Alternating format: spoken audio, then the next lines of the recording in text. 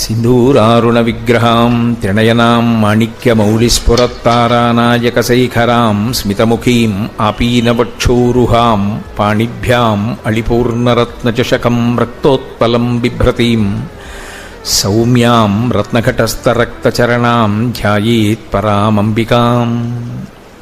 హరి ఓం. పరమేశ్వర స్వరూపైన సభకి నమస్కారం. ఒక్కొక్కసారి మన సంకల్పంతో సభలు జరుగుతాయి, ఒక్కొక్కసారి పరదేవత యొక్క శాసనం మేరకు సభలు జరుగుతాయి. రెండవ వర్గానికి చెందినటువంటి సభ ఇది.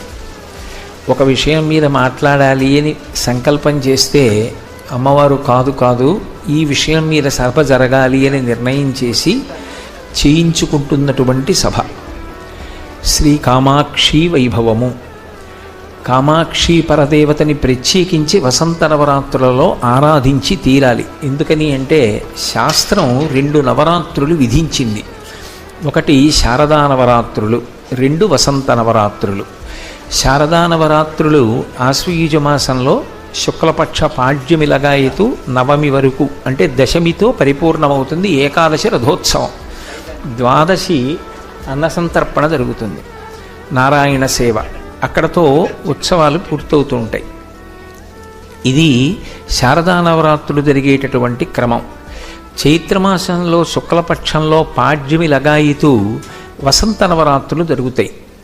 ఈ 2 నవరాత్రులలోనూ కూడా అమ్మవారిని ఆరాధన చేస్తారు. అమ్మవారిని ఆరాధన చేసేటప్పుడు కూడా ఏ రూపాలతో ఆరాధన చెయ్యాలో శాస్త్రం విధించింది. శారదా నవరాత్రులు చేసేటప్పుడు తప్పకుండా చండీపరదేవత యొక్క ఆరాధన జరగాలి. అందుకే ఆ కాలంలో చండీ హోమం బాగా చేస్తారు. చండీ అంటే చెడి కోపనే ఇది చండిహి అని, కొద్దిగా కోపంగా ఉంటుంది ఆవిడ. ఎందుకు కోపంగా ఉంటుంది అంటే భక్తుల మీద కాదు.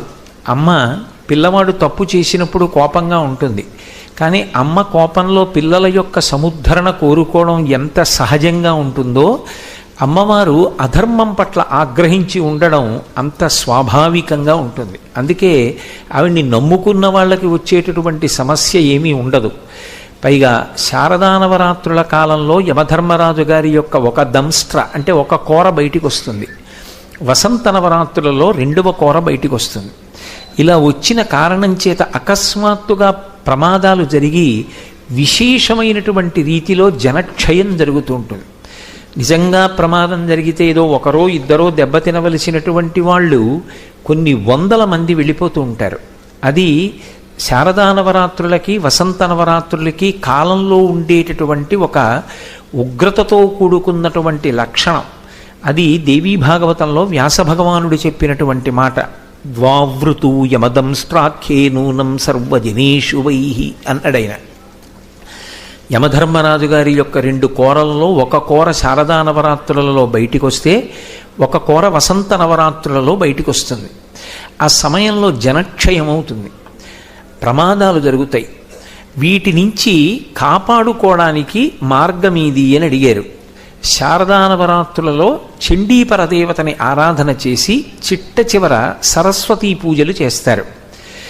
ఈ వసంత నవరాత్రులలో అమ్మవారి యొక్క సాత్విక స్వరూపారాధనం జరగాలి. అంటే చక్కగా అమ్మవారి లలితా సహస్రనామ స్తోత్ర పారాయణము, కామాక్షి పరదేవతకి సంబంధించినటువంటి వైభవాన్ని చెప్పుకోవడము, లలితా సహస్రనామ స్తోత్రంలో ఉండేటటువంటి నామాల గురించి వ్యాఖ్యానం చేయడము, అమ్మవారికి కుంకుమార్చనలు చెయ్యడము, ఇటువంటి సాత్వికమైనటువంటి ఆరాధనలు, అంటే పెద్ద పెద్ద హోమాలు యజ్ఞాలు యాగాలు చెయ్యకపోయినా నామావళిని చదువుకోవడం, అమ్మవారిని కుంకుమతో చైతన్య కుసుమాలతో ఆరాధించడం, అమ్మవారికి సంబంధించినటువంటి విషయం మీద ప్రవచనం చెయ్యడం వినడం, ఇటువంటివన్నీ కూడా పరదేవత యొక్క అనుగ్రహం చేత సమాజ రక్షణకు వ్యక్తి రక్షణకు కూడా దోహదపడతాయి అని శాస్త్రవాక్కు.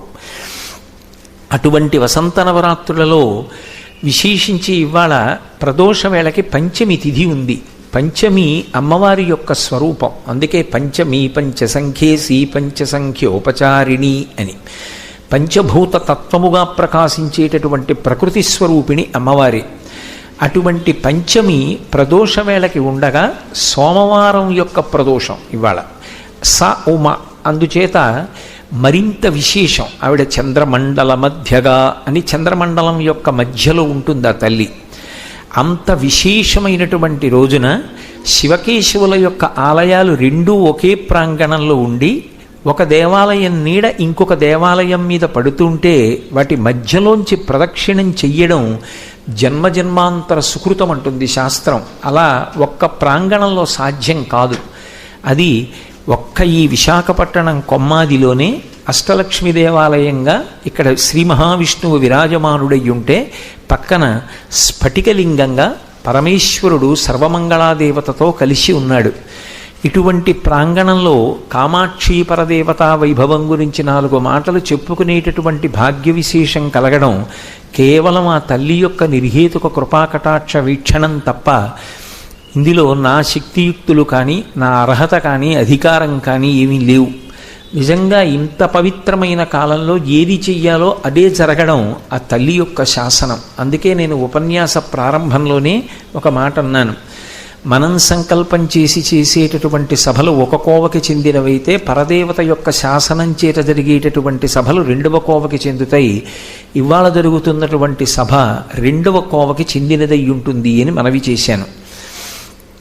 కామాక్షి పరదేవత కాంచీపురంలో ఉంది. కాంచీపురం 7 మోక్షపురులలో ఒకటి. అయోధ్య, మధుర, మాయా, కాశీ, కాంచీ, అవంతిక, పురి, ద్వారావతి చైవ సప్తైతే మోక్షదాయక. ఈ 7 మోక్షపురములు అంటారు. భారతదేశాన్నంతటినీ కలిపి అమ్మవారి స్వరూపంగానే భావన చేస్తారు. అందుకే భూమాత అంటారు. భూమాత, దేశమాత, లోకమాత, గోమాత, జనకమాత ఇవన్నీ అమ్మ యొక్క శబ్దాలుగా స్త్రీలింగంగానే అన్వయం చేస్తారు. అలా అన్వయం చేసేటప్పుడు ఈ 7 మోక్షపురులుగా ఏవైతే ఖ్యాతి గణించాయో అవి పురప్రవేశము చేతనే మోక్షమునకు అధికారమును కల్పిస్తాయి. కలియుగంలో ఇదొక విశేషం. ఎక్కువగా అనుష్ఠానం చెయ్యగలిగినటువంటి శక్తి కలిపురుషుని యొక్క ఉద్ధతి చేత అందరికీ ఉండదు. కాబట్టి అత్యంత సులభమైనటువంటి మార్గంలో మోక్షం పొందడానికి కావలసినటువంటి యోగ్యతని అమ్మవారు అనుగ్రహిస్తుంటుంది. అలా అనుగ్రహించేటటువంటి విధానంలో 7 మోక్షపురులలో ఏ పురిలోకైనా ప్రవేశం చెయ్యడం ఒక ఎత్తు. అయితే ఇందులో విశేషం ఏమిటంటే ఉన్నవి 7 మోక్షపురాలు. 6 మోక్షపురాలు ఉత్తర భారతదేశంలో ఉన్నాయి. అయోధ్య, మధుర, మాయా, హరిద్వార్, మాయా, కాశీ, కాంచీ వదిలిపెట్టండి, అవంతిక, ఉజ్జయిన్, అవంతిక, అలాగే మధుర, ఇవన్నీ కూడా ఉత్తర భారత దేశానికి చెందినవి. అయోధ్య, మధుర, మాయా, కాశీ, కాంచీ, అవంతిక, పురై, ద్వారవతి చైవ. ఒక్క కాంచీపురం మాత్రం దక్షిణ భారతదేశంలో ఉంది. దక్షిణ భారతదేశంలో ఉన్న ఏకైక మోక్షపురి ఏది అంటే కాంచీనగరం. అంత గొప్ప విశేషం. అక్కడ కామాక్షి పరదేవత విరాజమానురాలై ఉంది. ఆ తల్లి కాంచీపురంలోనే వెలియడానికి కారణం ఏమిటి అంటే ప్రధానమైనటువంటి కారణం ఒకటి ఉన్నది. కాంచీపురంలో అమ్మవారు ఉన్నటువంటి గర్భాలయాన్ని అన్ని దేవాలయాల్లా గర్భాలయము అని పిలవరు. దానికి వైదికమైనటువంటి పేరు ఇంకొకటి ఉంది, బిలాకాశము అంటారు. మీరు ఎప్పుడైనా కాంచీపురానికి వెళ్ళి వైదిక స్పర్శ కలిగినటువంటి పెద్దలతో మాట్లాడితే వాళ్ళు బిలాకాశంలో ఉంది అమ్మవారు అంటారు. బిలాకాశము అన్న మాట ఎందుకంటారంటే గర్భమునందు ఉన్నటువంటి శిశువు యొక్క పోషణ తల్లి యొక్క నాభిగొట్టం ద్వారా జరుగుతుంది అని. ఈ సమస్తమైనటువంటి భరతఖండాన్ని కూడా ఒక మాతృస్వరూపంగా భావన చేస్తే అందులో నాభి ప్రదేశము ఉన్నటువంటి కేంద్రము కామాక్షి పరదేవత ఎక్కడ ఆసీనురాలై ఉంటుందో అది ఖచ్చితంగా నాభీ కేంద్రమై ఉంటుంది. అందుకే దాన్ని బిలాకాశం అని పిలుస్తారు. ఒకప్పుడు ఈ మధ్యకాలంలోనే జయేంద్ర సరస్వతి స్వామివారు కామాక్షి పరదేవతకి అభిషేకం చేయడం కోసం బిలాకాశంలోకి వెళ్ళారు. వెళ్ళి వారికి ఎందుకో ఆలోచన వచ్చింది, అసలు అమ్మవారు పద్మాసనం వేసుకుని కూర్చుని ఉంటే ఆసనం మీద ఎక్కడ వరకు తగులుతూ కూర్చుందో చూద్దాం, ఒక్కసారి ఆ ఆసనాన్నంతటినీ కూడా పరిశీలించి చూడమన్నారు. అక్కడ ఉన్నటువంటి ఆసనాన్ని కొద్దిగా కదిపి ఆ ఉన్నటువంటి వ్యవస్థని మార్చి చూస్తే అసలు అమ్మవారు ఆసనం మీద కూర్చుని లేదు. ఆవిడ ఆకాశంలో తేలుతూ ఉంది. ఎప్పుడైతే ఆవిడ అసలు ఆసనం మీద కూర్చుని లేదనేటటువంటి విషయం ధృవపడిందో అది చూసి జయేంద్ర సరస్వతి స్వామి కూడా ఆశ్చర్యపోయారని నాకు స్వయంగా కామాక్షి పరదేవతా దేవాలయ శ్రీకార్యం ఎప్పటి నుంచో కామకోటి పీఠాన్ని నమ్ముకుని ఉన్నటువంటి మహానుభావుడు ఆయన, నేను గత సంవత్సరం కాంచీపురం వెళ్ళినప్పుడు నాకు ఈ విషయాన్ని చెప్పి, ఆవిడ దేని మీద కూర్చుని లేదు, ఆకాశంలోనే, అంటే పీఠం మీద కాకుండా గాలిలోనే ఉంటుందావిడ అన్న విషయం సువ్యవస్థితమై ఆశ్చర్యపోగానే కాంచీపురం అంతా దట్టమైన మేఘాలు పట్టి కుంభవృష్టి కింద వర్షం పడిందిట. మళ్ళీ ఆ ఆసనాన్ని మూసేసే వరకు. అంటే ఆవిడ బిలాకాశమునందు ఉంటుంది. అంత గొప్ప దేవతాస్వరూపం. ఆవిడికి కామాక్షి అని పేరు. కామాక్షి అని పేరు రావడానికి ఒక ప్రధానమైనటువంటి కారణం. కా అంటే సృష్టికర్త, మ ఆ ఈ రెండక్షరాల్లో అకారము చేత విష్ణువు ప్రతిపాదింపబడతాడు, మకారము చేత లయకర్త అయినటువంటి హరుడు ప్రతిపాదింపబడతాడు. కకారము చేత సృష్టి, అకారము చేత స్థితి, మకారము చేత లయ. సృష్టి, స్థితి, లయ ఈ మూడే ఈ లోకంలో ఉంటాయి. దాని చేతని లోకం తిరుగుతూ ఉంటుంది. మహామాయా విశ్వం భ్రమయసి పరబ్రహ్మ మహిషి అంటారు శంకర భగవత్పాదుల సౌందర్యలహరిలో. మహామాయలో ఈ విశ్వాన్నంతటినీ తిప్పుతూ ఈ మూడిటిలోనే తిప్పుతూ ఉంటుంది. పుట్టడం, కొన్నాళ్ళు ఉండడం, పడిపోవడం, మళ్ళీ పుట్టడం, పునరపి జననం పునరపి మరణం పునరపి జననీ జఠరే శైలం దిహ సంసారే బహుసు దుస్తారే కృపయాపారే పాహిమురారే. ఇది నాల్గవ దాన్ని తిరోధానం అంటారు, మాయలో తిప్పడం. అనుగ్రహము అంటే మోక్షాన్ని ఇవ్వడం. కామకోటి అంటారు, అందుకే అమ్మవారికి కామకోటి అని ఒక పేరు. కామకోటి అని పిలుస్తూ ఉంటారు. అందుకే మూకశంకరులు కూడా మూకపంచశతి చేసినప్పుడు పరమశివవధూటి పాతుమాం కామకోటి అని పిలిచారు. కామాక్షి అని పిలవకుండా కామకోటి అని పిలిచారు. కోటి అంటే హద్దు. కామము అంటే నువ్వు ఏ కోరిక కోరుతావో కోరు, అది ఏదై ఉండాలి, నీకు అవసరమై ఉండాలి. అవసరము కానిది అడగకూడదు. అందుకు వాంఛితార్థ ప్రదాయిని. నాకు అమెరికా అధ్యక్షుడు అవ్వాలని ఉందనుకోండి, ఎందుకది, ఏం చేస్తానయ్యి, అదో అర్థం లేని కోరిక. నీకు అక్కర్లేనిది ఆవిడివ్వదు. నీకు ఏది అవసరమో నువ్వు అడగక్కర్లేదు, ఆవిడిస్తుంది. అది ఆవిడ యొక్క లక్షణం. పిల్లవాడికి ఎప్పుడు ఏది ఇవ్వాలో అమ్మకి తెలుసు. పాలు పట్టవలసినప్పుడు పాలు పడుతుంది, పాయసం పెట్టవలసినప్పుడు పాయసం పెడుతుంది, సద్దన్నం పెట్టవలసి వచ్చినప్పుడు సద్దన్నం పెడుతుంది. ఎవరికి ఎప్పుడు ఏది అవసరమో అది అడగకుండా ఆవిడిస్తుంది.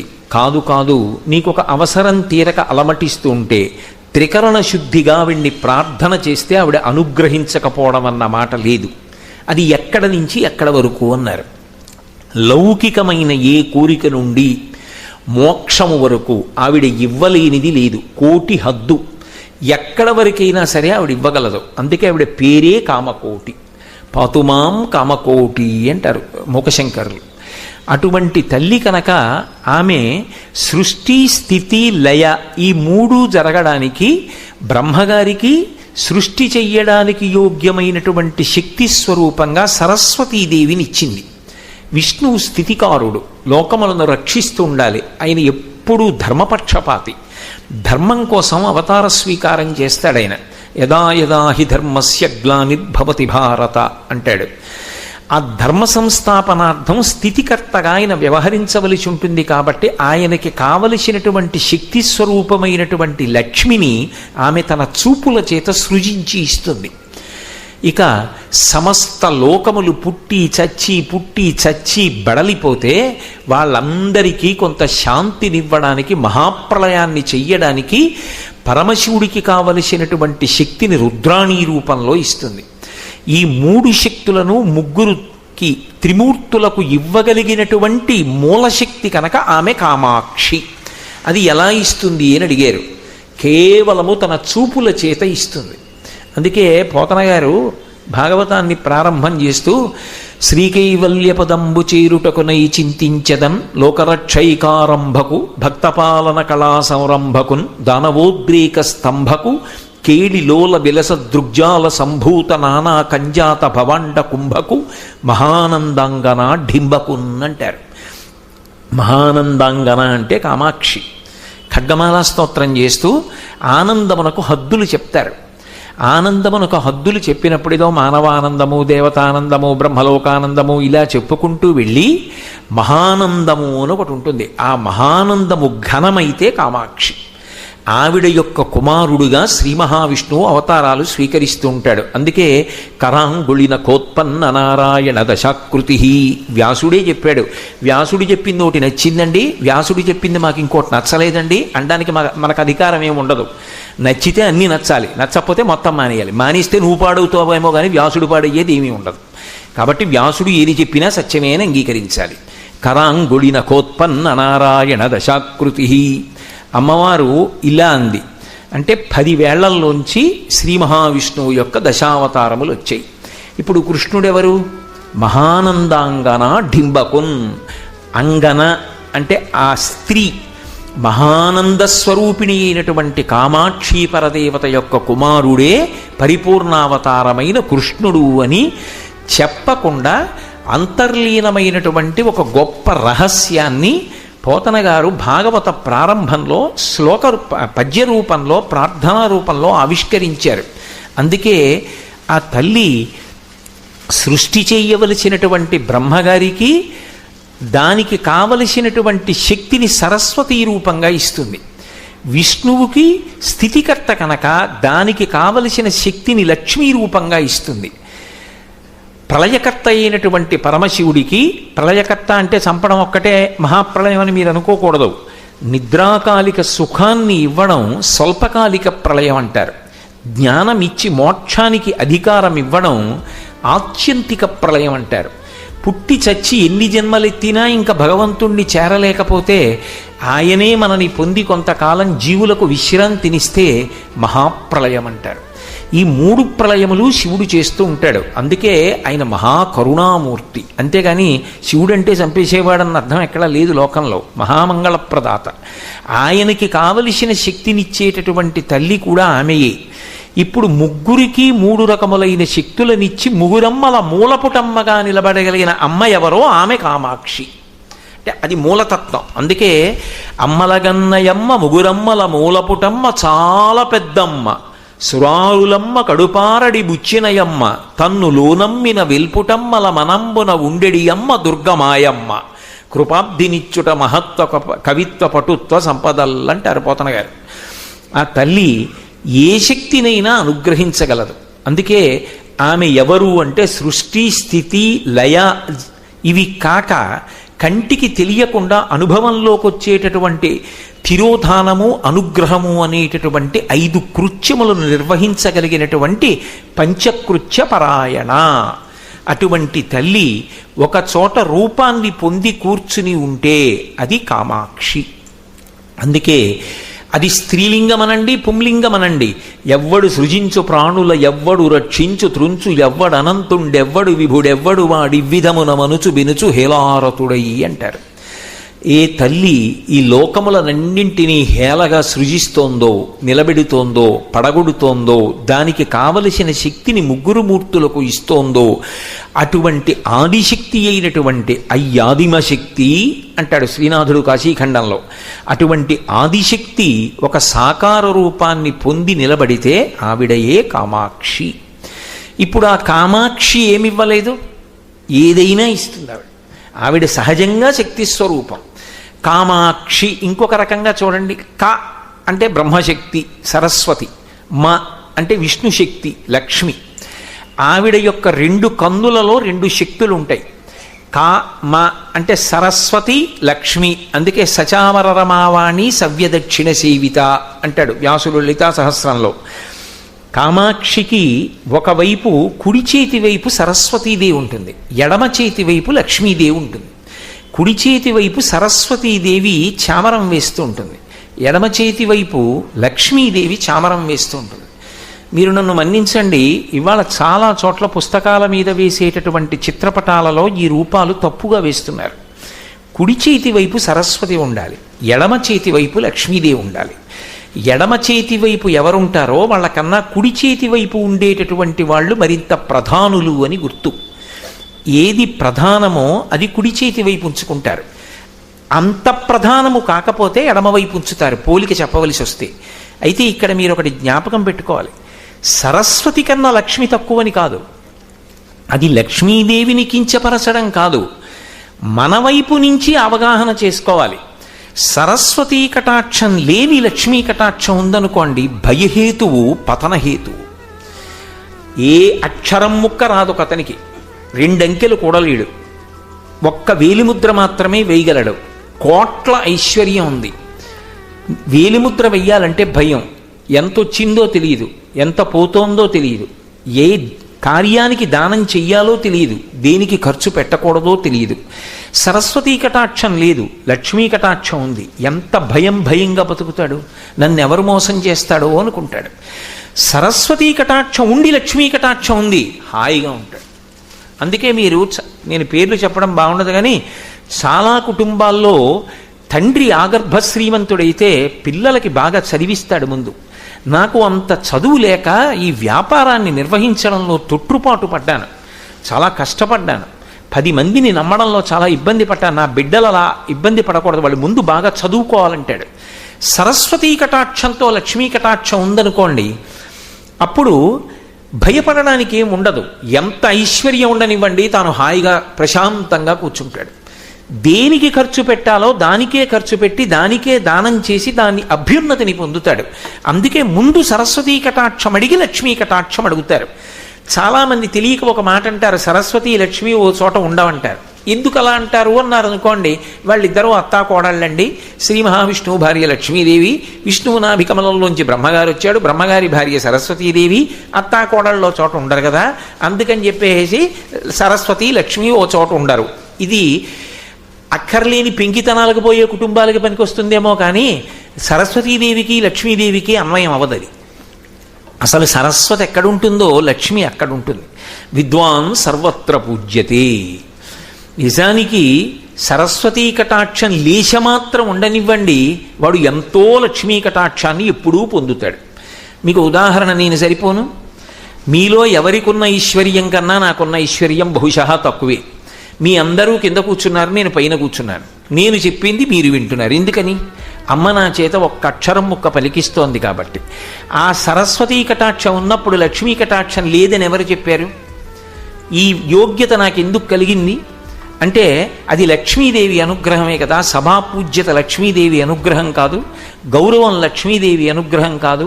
ఆ తల్లి అనుగ్రహం నాకు ఎందుకు కలిగింది? సరస్వతీ కటాక్షము లేశమాత్రమైన ప్రసరించింది కాబట్టి. ఇద్దరూ ఒక చోట ఉండరని ఎవరు చెప్పారు? అదో అర్థం లేని సిద్ధాంతం. సరస్వతీ కటాక్షం ముందు మనకు ఉండాలి, అందుకని ఆవిడ కుడి చేతి వైపు పెట్టుకుంది. అంతేగాని ఏదో లక్ష్మీదేవిని చిన్నపుచ్చడం ఆవిడ సిద్ధాంతం కాదు. సరస్వతీదేవి కుడివైపు ఉంటుంది, లక్ష్మీదేవి ఎడమవైపు ఉంటుంది. ఇద్దరూ చామరం వేస్తూ ఉంటారు బాహ్యంలో, నిజానికి ఆవిడ కన్నులలో ఉంటారు. కన్నులలో ఉంటారు కాబట్టి వెళ్ళి మీరు ఎటువైపు నుంచి నమస్కారం చేయండి. కామాక్షి యందు ఒక విశేషం ఉంది, ఆవిడ కళ్ళు తిప్పుతుంది, నన్ను నమ్మండి అంతే, అంతకన్నా ఇంకా నేనేం చెప్పలేను. ఆవిడ కళ్ళు ఇప్పటికీ తిప్పుతుంది, ఇప్పటికీ కామాక్షికి కళ్ళు కదులుతాయి. మీరు నేల మీద పడి నమస్కరిస్తే, అంటే కంచిలో అమ్మవారి ఎదురుగుండా నమస్కారం చేయకూడదు, దేవాలయం బయట ధ్వజం దగ్గర తప్ప లోపల ఎక్కడా సాష్టాంగ నమస్కారం చేయకూడదు. ఎందుకంటే గాయత్రి 24 బీజాక్షరాలు గాయత్రీ మంటపం అయితే అందులో ఉంటుంది బిలాకాశంలో ఆవిడ, కాబట్టి అక్కడ ఎక్కడా కూడా సాష్టాంగ నమస్కారం చేయకూడదు. దేవాలయం బయటికి వచ్చేసిన తరువాత ధ్వజస్తంభం ఇంకొకటి ఉంటుంది, ఆ ధ్వజస్తంభం దగ్గర మాత్రమే సాష్టాంగం చెయ్యాలి, నేల మీద పడి ఇంకెక్కడా చేయడానికి వీల్లేదు కాంచీపురంలో.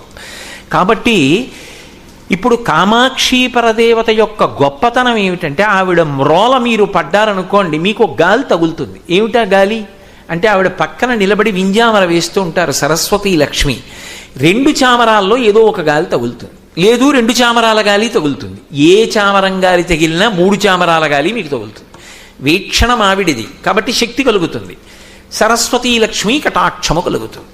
కామాక్షి పరదేవత యొక్క చూపు ప్రసరించినంత మాత్రం చేత ఆ వ్యక్తి సరస్వతీ లక్ష్మీదేవుల యొక్క కటాక్షమనకు పాత్రుడవుతాడు. అందుకే సౌందర్యలహరిలో శంకరులు పూర్తి చేస్తూ సరస్వత్యా లక్ష్మ్యా విధిహరస పత్నో విహరతే అంటూ ఆ సరస్వతీదేవి యొక్క కటాక్షాన్ని మొట్టమొదట ప్రస్తావన చేస్తారు.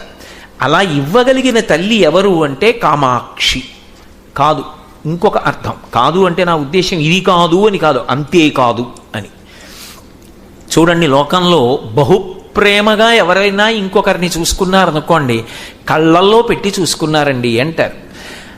ఒక స్త్రీ తన భర్తని ఎంతో ప్రేమతో అసలు ఆయన కందకుండా చూసుకుంటోందనుకోండి, ఆవిడ కళ్ళల్లో పెట్టుకు చూసుకుంటుందండి అంటారు. కళ్ళల్లో పెట్టుకు చూసుకుంటుందండి అంటే భౌతికంగా నిజంగా ఆయన్ని కనురెప్పలు ఎత్తి లోపల దాచేసుకుంటుందనే కాదు, కను పాపని కాపాడుకున్నట్టు కాపాడుకుంటుంది. ఆమె శంకరుడు విరాగి అయ్యుంటే ఆయన్ని మహాకామేశ్వరుణ్ణి చేసి లోకములకు తండ్రిని అందించి తన ప్రేమ చేత మన్మధుణ్ణి కాల్చేసిన వాణ్ణి తీసుకొచ్చి భర్తగా చేసుకుని తాళి కట్టించుకుంది. ఇది ఆవిడ గొప్పతనం. లోకంలో ఏ పురుషుడైనా పెళ్లి ఎందుకు చేసుకుంటాడు? ఒక వయసు వచ్చిన తరువాత కామము మనసులో పొటమరిస్తే దాన్ని ధర్మంతో ముడివేసి సంతానమును పొందాలి కాబట్టి ధర్మపత్నిని స్వీకరిస్తాడు. ఆయనకెందుకు ధర్మపత్ని? మన్మధుణ్ణి కాల్చేసిన వాడికి అంటే కాదు, లోకములకు తండ్రి కావాలి. అందుకనే తపస్సు చేసి ఆయన చేత తాళి కట్టించుకుంది. కామేశ బద్ధమాంగల్య సూత్ర శోభిత కంధరా అయింది ఆవిడే. ఆయన్ని మహాకామేశ్వరుణ్ణి చేసింది. ఏమిటి ఆయన కామం? నేను ఒక్కడుగా ఉన్నవాణ్ణి అనేకమవ్వాలని కోరుకున్నాడు. అంటే సృష్టి వచ్చింది. ఇప్పుడు సృష్టి చెయ్యాలన్న కామము ఆయనకు కలిగేటట్టు చేసిన తల్లి ఎవరు అంటే ఆ తల్లి. అలా చేసి ఆయన్ని కళ్ళల్లో పెట్టుకు చూసుకుంటూ మనకి తండ్రిని అందించింది. కాబట్టి ఇప్పుడు జగతపితరవు వందే పార్వతీ పరమేశ్వరవు వాళ్ళ కాళ్ళు పట్టుకుని మనం జన్మలు ఎత్తుతూ చేసిన పాపాలు పోగొట్టుకోవడానికి శరీరాన్ని పొందగలుగుతున్నాం. ఈ మహోపకారాన్ని ఆవిడ చేసింది. కాబట్టి కామాక్షి. కాదు కాదు, మన్మధుణ్ణి గెలిచేటట్టుగా చేసినటువంటి తల్లి కామాక్షి. మన్మధుడు యథార్థమునకు శంకరుడి చేతిలో బూదికుప్ప అయిపోయాడు. బూదికుప్ప అయిపోయినటువంటి మన్మధుడు ప్రార్థన చేయడం సాధ్యం కాదు. రతీదేవి ప్రార్థన చేసింది. అసలు లోకములలో ఎవ్వరూ ఊహించలేనటువంటి పరమాద్భుతమైన శక్తిని ఆవిడ తన అపాంగత్వే లబ్ధ అంటారు శంకర భగవత్పాదులు. పొట్టి చూపు చేత అనుగ్రహించింది. పొట్టి చూపు గొప్పదా, పొడుగు చూపు గొప్పదా అంటే పొడుగు చూపు పొట్టి చూపు కన్నా గొప్పది ఇప్పుడూ కాదు. ఎందుచేత అంటే ఇప్పుడు నేను ఇక్కడ మాట్లాడుతున్నాను, పొడుగు చూపు అంటే అలా మీ అందరినీ చూస్తున్నాను. నిజానికి మీ అందరినీ చూస్తున్నా మీ అందరు ఏం చేస్తున్నారో, మీలో సభలోకి ఎవరు వచ్చారో నా మనసులోకి వెళ్ళొచ్చు వెళ్ళకపోవచ్చు, చెప్పలేను. ఎందుచేత అంటే ఇందులో ఎవరొచ్చారో నేను పరిశీలనం చేస్తున్నాను అనుకోండి, అసలు నా మనసులో కామాక్షి పరదేవతకు సంబంధించిన ఆలోచనలు ఎలా ఉద్భుతమవుతాయి? కంటికి చూడడం ధర్మం కాబట్టో సార్ అలా చూస్తూ ఉంటుంది. కానీ లోపల ఎవరుంటారు అంటే నేను ఏం చెప్పాలి కామాక్షి గురించి అనేటటువంటి ఆలోచన విస్ఫోటనం ఉంటుంది. లోపల ఇంకొక విషయాన్ని పట్టుకుంటూ ఉంటుంది మనస్సు. పైకి ధర్మం కాబట్టి కన్ను తిరుగుతూ ఉంటుంది. ఇప్పుడు లోపల ఉన్నటువంటిది ఏది ఉందో అది లగ్నమవుతుంది. అలా మీరు చూడండి, ఇలా నేను చూస్తున్నటువంటి చూపు పెద్ద విలువైన చూపు కాదు, ఏదో అలా చూస్తున్నానంతే, ప్రత్యేకించి చూస్తున్నానని చెప్పడం కష్టం. కానీ నాకు చాలా ప్రీతిపాత్రమైన వస్తువు ఒకటి ఉందనుకోండి. ఉదాహరణకి నేను ఇలా మాట్లాడుతుండగా నా చేతికున్న గడియారం జారిపోయిందనుకోండి, నేను ఆ గడియారం తీసి పెట్టుకోవడం కుదరదు కాబట్టి ఇలా పక్కన పెట్టి ఆఖరణ మరిచిపోయి వెళ్ళిపోతానేమో, చేతికే ఉండిపోయిందని భ్రాంతి పడతానేమోనని 1-4 మాటలు వెళ్ళేటప్పుడు నేను నా గడియారం పట్టుకెళ్లాలని గుర్తు పెట్టుకోవడానికి ప్రసంగం చేస్తున్నా, మధ్య మధ్యలో ఇలా చూసుకుంటున్నాను అనుకోండి, ఈ పొట్టి చూపు దాని మీద అనురక్తి, ఎక్కడ మరిచిపోతానో అని. అంటే నిజానికి లోపల ఉన్న విషయంతో పాటుగా ఇప్పుడు అనురక్తి దేని మీద కూడా ఉంది. పొట్టి చూపు దేని మీద ఉందో అంటే ఇలా ఇలా చూసిన చూపు అపాంగత్వే అంటారు. అంటే ఇలా తల తిప్పి చూడడం కాదు, ఇలా చూడడం. అంటే అనురక్తి ఉంటే అలా చూస్తారు. ఇలా చూస్తే దాని మీద పెద్ద అనురక్తి ఉందా లేదా చెప్పడం కష్టం. కానీ ఇలా కానీ చూస్తే అనురక్తి, కటాక్షం అంటారు. కంటి చివరి నుంచి చూడడం. అటువంటి కటాక్షము ఆవిడ ప్రసరించింది మన్మధుడి మీద. ఎవరి మీద? బూదికుప్ప అయిపోయిన వాడి మీద. ఆవిడ కంటి చూపు ఇలా పడింది. మన్మధుడి యొక్క శక్తి ఏమైంది? ఊహించడానికి వీలు లేకుండా అయింది. అది కామాక్షి. ఎలా అయింది అంటే శంకర భగవత్పాదులు సౌందర్యలహరిలో చెప్తారు, ధను పౌష్పం మౌర్వీ మధుకరమయీ పంచవిశిఖ వసంతు సామంతో మలయమరుదాయోధనరథ తదాప్యేక సర్వం హిమగిరిసుతే కామపి కృపాం అపాంగతే లబ్ధ్వా జగదిదమనంగో విజయతే అన్నారు. అసలు శంకర భగవత్పాదులే సాటి వారిలాంటి కవి సృష్టిలో ఇక లేడు. వస్తే మళ్ళీ ఆయనే రావాలంతే. ఆయన లాంటి కవి, ఆయన లాంటి భక్తుడు, ఆయన వంటి జ్ఞాని ఈ లోకమునందు లేరు, ఇప్పటి వరకు పుట్టలేదు. ఆయన తర్వాత ఆయనతో సమానుడు ఎక్కడైనా చెప్పవలసి వస్తే హనుమ ఒక్కరే. హనుమ జీవితం ఎలా ఉంటుందో శంకర భగవత్పాదుల జీవితం అలా ఉంటుంది. ఇద్దరు మహాత్యాగులు. కాబట్టి శంకరులు అలా మాట్లాడతారు. ధను పౌష్పం మౌర్వీ మధుకరమయీ పంచవిశిఖ. మన్మధుడికి ధనస్సు ఏమిటి? పువ్వులతో చేసినటువంటి ధనస్సు. వింటినారి ఒకటి ఉండాలి కదా, ఆ వింటినారి ఉంటే కదా బాణాన్ని చెవి వరకు ఆ వింటినారికి సంధించి లాగి వదిలిపెట్టాలి. ఆకర్ణాంతము లాగారంటారు. లాగాలంటే స్థితిస్థాపక శక్తి ఉండాలి ఆ వింటినారికి. ఎదురుగుండానేమో ధనస్సు ఇలా పువ్వులతో చేశారు, వెనక వింటినారి తుమ్మెదలతో చేశారు. లోకంలో ఎక్కడైనా ఎదురుగుండా పువ్వులుంటే తుమ్మెదలన్నీ ఓ వరుస క్రమంలో నిలబడతాయి, అసలు అవి వెళ్ళిపోతాయి అటు ఇటు. ఒకవేళ నిలబడ్డాయి అనుకోండి, దానికి బాణం గుచ్చి ఎలా లాగుతారు? ఆకర్ణాంతం. తుమ్మెదల మధ్యలోంచి బాణం బయటికి వస్తుంది, అంతేకాని అది ఇలా లాగితే చెవిదాకా వస్తుందా? అంటే ఇంకా అంతకన్నా బలహీనమైన ధనస్సు లోకంలో ఎక్కడైనా ఉంటుందా? ఈ తుమ్మెదలు ఎప్పుడు పోదామా పువ్వుల మీద కన్నా చూస్తుంటాయి. ధను పౌష్పం మౌర్వీ మధుకరమయీ పంచవిశిఖ. పోన్లే బ్రహ్మాస్త్రం, రౌద్రాస్త్రం, నారాయణాస్త్రం, పాశుపతాస్త్రం ఇటువంటి అస్త్రాలు ప్రయోగిస్తాడండి మన్మథుడు. ధనస్సుతో సంబంధం ఏముంది? అభిమంత్రించి విడిచిపెడతాడు అందామా? ఆయన దగ్గర ఉన్నవి 5 బాణాలు, అవి కూడా 5 పువ్వులు. 5 పువ్వుల్ని బాణాలుగా వాడతాడు. పంచవిశిఖ వసంతు సామంతో. కాదండి, ఆయన స్నేహితుడు చాలా గొప్పవాడు. అందుకని ఈయన విషయంలో మనం పరాకుగా ఉండాలి. కుబేరుడు ఉన్నాడు అనుకోండి, తనంత తాను శక్తివంతుడు కాడు, కానీ కుబేరుడికి స్నేహితుడు శంకరుడు. అందుకని కుబేరుడు అంటే అందరూ భయపడతారు, ఎందుకంటే శంకరుడు స్నేహితుడు కనుక. అలా మన్మధుడికి కూడా ఎవరైనా గొప్ప స్నేహితుడు ఉన్నాడా? వసంతుడు ఉన్నాడు. ఆ వసంతుడు ఎప్పుడు ఉంటాడు? ఇప్పుడు ఉంటాడు, చైత్ర వైశాఖ మాసములలో ఉంటాడు. చైత్ర వైశాఖ మాసములు వెళ్ళిపోయి మళ్ళీ జ్యేష్ఠమాసం వచ్చిందనుకోండి, ఇక కనపడ్డాం. మళ్ళీ చైత్రం వస్తేనే కనపడతాడు, అంత గొప్ప స్నేహితుడు. సంవత్సరంలో 2 నెలలు ఉంటాడు, పక్కన 10 నెలలు ఉండడు, ఇంత గొప్ప స్నేహితుడు. పోనీ ఆయన రథం చాలా గొప్పదండి, అదే సామాన్యమైన రథం కాదండి, అంత గొప్ప రథం. అందామా? ద్రోణాచార్యుల వారి గురించి మహాభారతంలో చెప్తారు. ద్రోణాచార్యుల వారి రథం ఎక్కి యుద్ధం చేస్తే భూమికి పైకి లేచి వెళ్ళేదిట, అలా వెళ్ళేది ఆయన రథం. అంత గొప్ప రథాలు ఎక్కిన వాళ్ళు ఉన్నారు లోకంలో. అలా ఏమైనా రథం ఎక్కుతాడా అంటే, ఆయన ఎక్కినటువంటి రథం మలయపర్వతం నుంచి వచ్చేటటువంటి చందనపు చెట్ల గాలి రథంగా ఉంటుంది. మీరు చూడండి, ఒక్కొక్కసారి ఎక్కడో మంచి కీర్తన వినపడుతూ ఉంటుంది, అలా విందాం అనుకున్నారనుకోండి, గాలికి ఇంకో వైపు పోతుంది, కొంచెం వినపడుతుంది, కొంచెం ఎటు పోతుంది. ఆయన రథం అంతే, ఇటు వెళ్ళంటే అటుపోతుంది, దాని ఇష్టం, గాలి ఎటేస్తే అటుపోతుంది. అంతేకాని శత్రువు ఇటుంటే ఇటు రాదు, అటుపోతుంది. అది అంత బలహీనమైన రథం. మలయమరుదాయోధన రథ. అసలు ఆయనకో శరీరం ఉందా యుద్ధం చేయడానికి?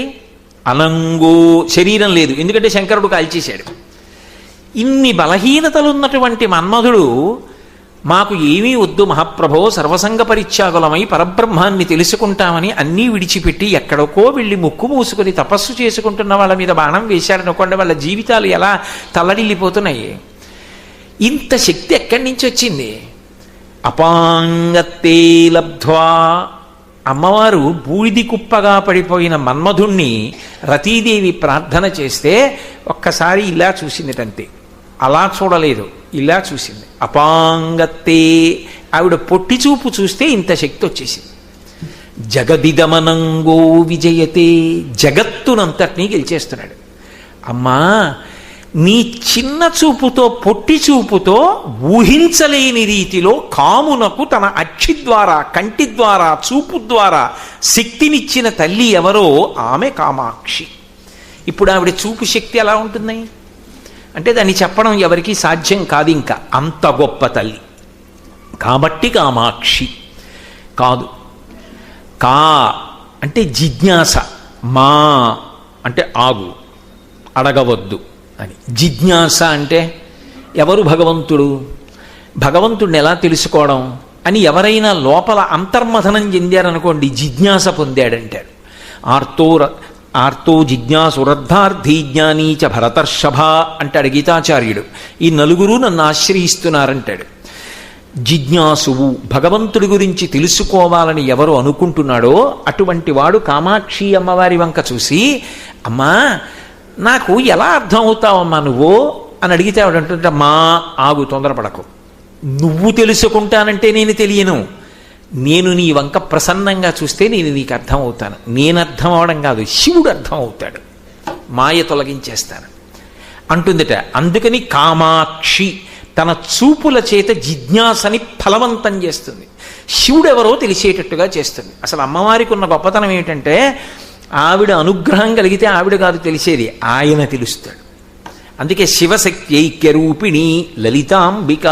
ఆ తల్లి ఏం చేస్తుందంటే మహామాయ అన్న అవనికని పైకెత్తేసి శివుడెవరో తెలిసేటట్టుగా చేస్తుంది. శీర్ఘాళి అని ఒక క్షేత్రం అద్భుతంగా ఉంటుంది. చెన్నై నుంచి చిదంబరం వెళ్ళి చిదంబరం నుంచి తిరుక్కడయ్యూరు ఎడుతుంటే ఆ మార్గంలో ఉంటుంది శీర్ఘాళి. చూసి తీరాలి జీవితంలో. జ్ఞానసంబంధ నాయనార్ మొట్టమొదట జ్ఞానం పొందిన క్షేత్రం అది. అక్కడ చిన్న పిల్లవాడు జ్ఞానసంబంధ నాయనార్. ఆ చిన్న పిల్లవాడిగా ఉండగా తండ్రి గారు సంధ్యావందనం చేసుకోవడానికి శివాలయంలోకి వెళ్ళాడు.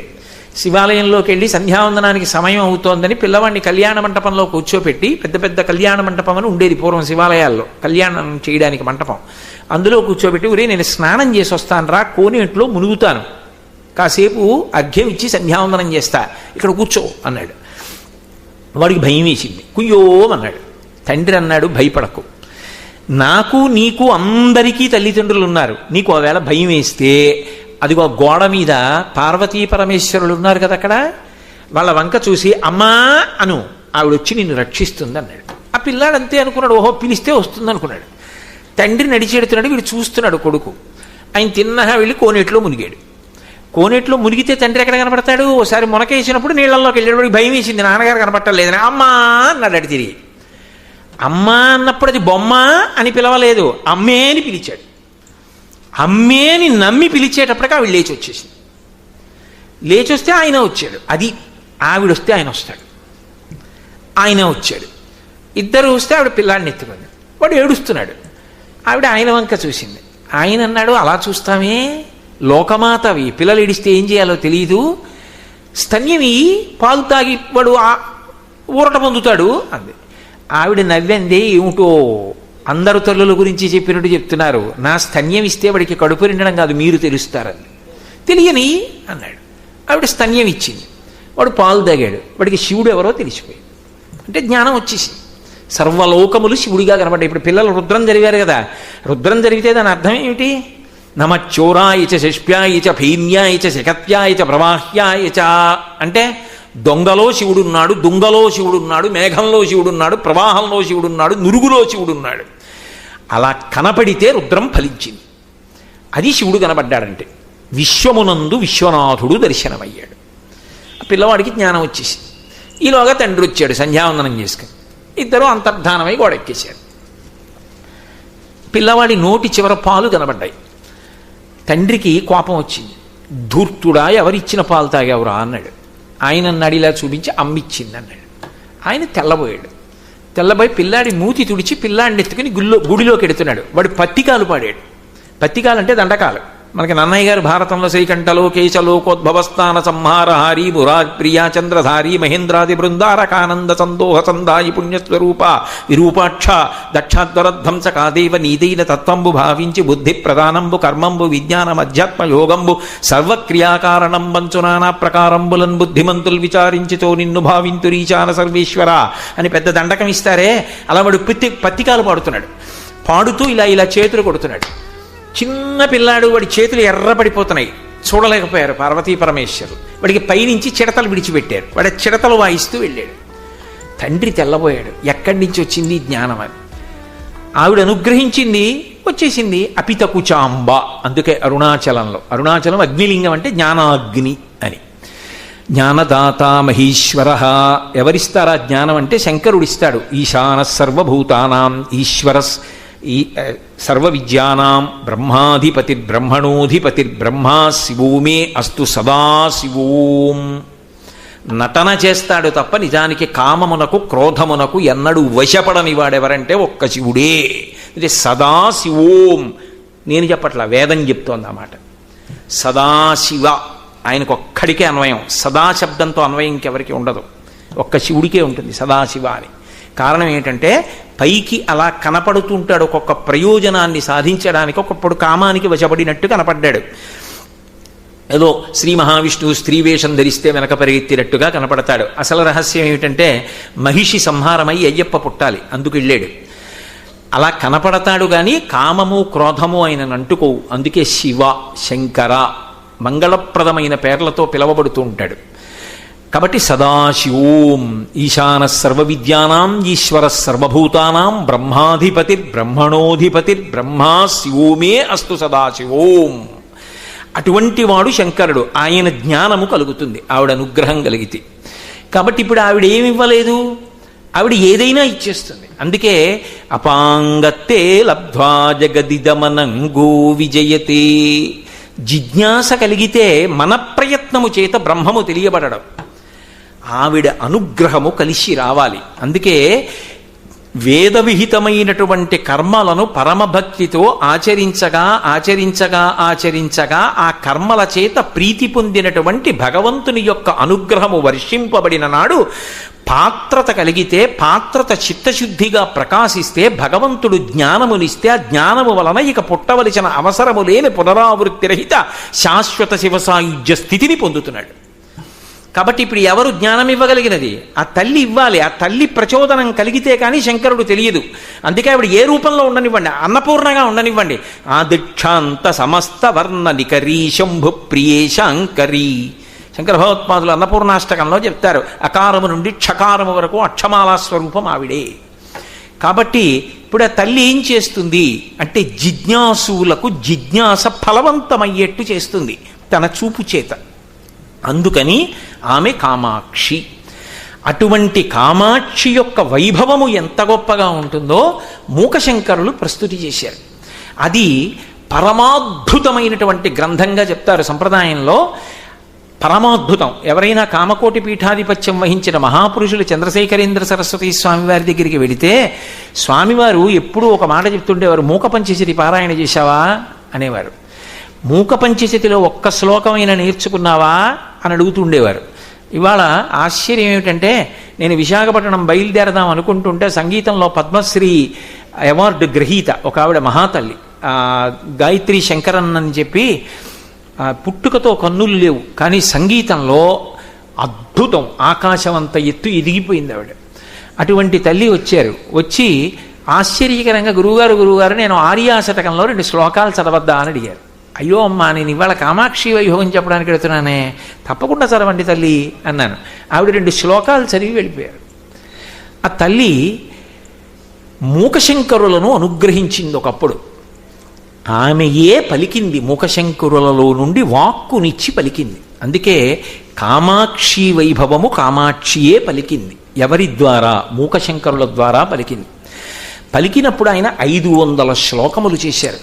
సంప్రదాయంలో చాలామంది పెద్దలు మహాస్వామివారి దగ్గర నుంచి మూక పంచశతిలో ఉన్నటువంటి చాలా శ్లోకములను మంత్రములుగానే చెప్తారు. ఆ శ్లోకములు చదివినా, ఆ శ్లోకములు విన్నా, ఆ శ్లోకాన్ని పారాయణ చేసినా అపారమైనటువంటి శక్తి ఆవిర్భవిస్తుంది అంటారు. అవి ఎంతంత శక్తివంతములైన శ్లోకములు అంటే ఆ తల్లి పలికిస్తే ఈ వారం రోజుల్లో మీకు నవగ్రహాల మీద మూకశంకరులు ఆవిడితో అన్వయం చేస్తూ శ్లోకాలు చెప్పారు.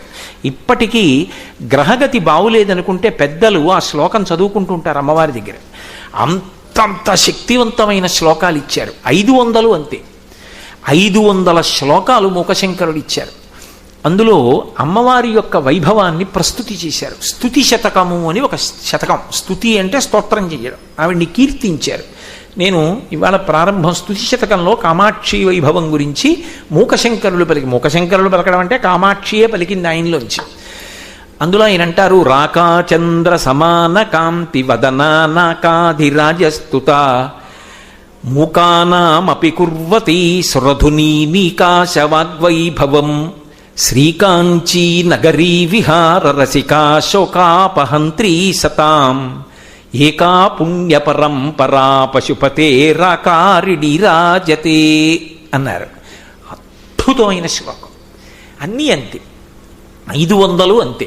నేను అలా అండంగానే అద్భుతం అని ఎన్ని మాటలన్నా శ్లోకాలకు అంతకన్నా అనడానికి ఇంకేం ఉండదు. అది తప్ప ఇంకొక మాట అనడానికి ఉండదు. నిజానికి ఏదో చెప్పాలని చెప్పడమే కానీ అందులో ఉన్న ఒక శ్లోకంలోని ఒక పాదం ఎన్ని రోజులు చెప్పినా ఉంటాయి. అంతంత శక్తివంతమైనటువంటి శ్లోకాలు. మహాస్వామి వారికి అయితే ప్రాణం.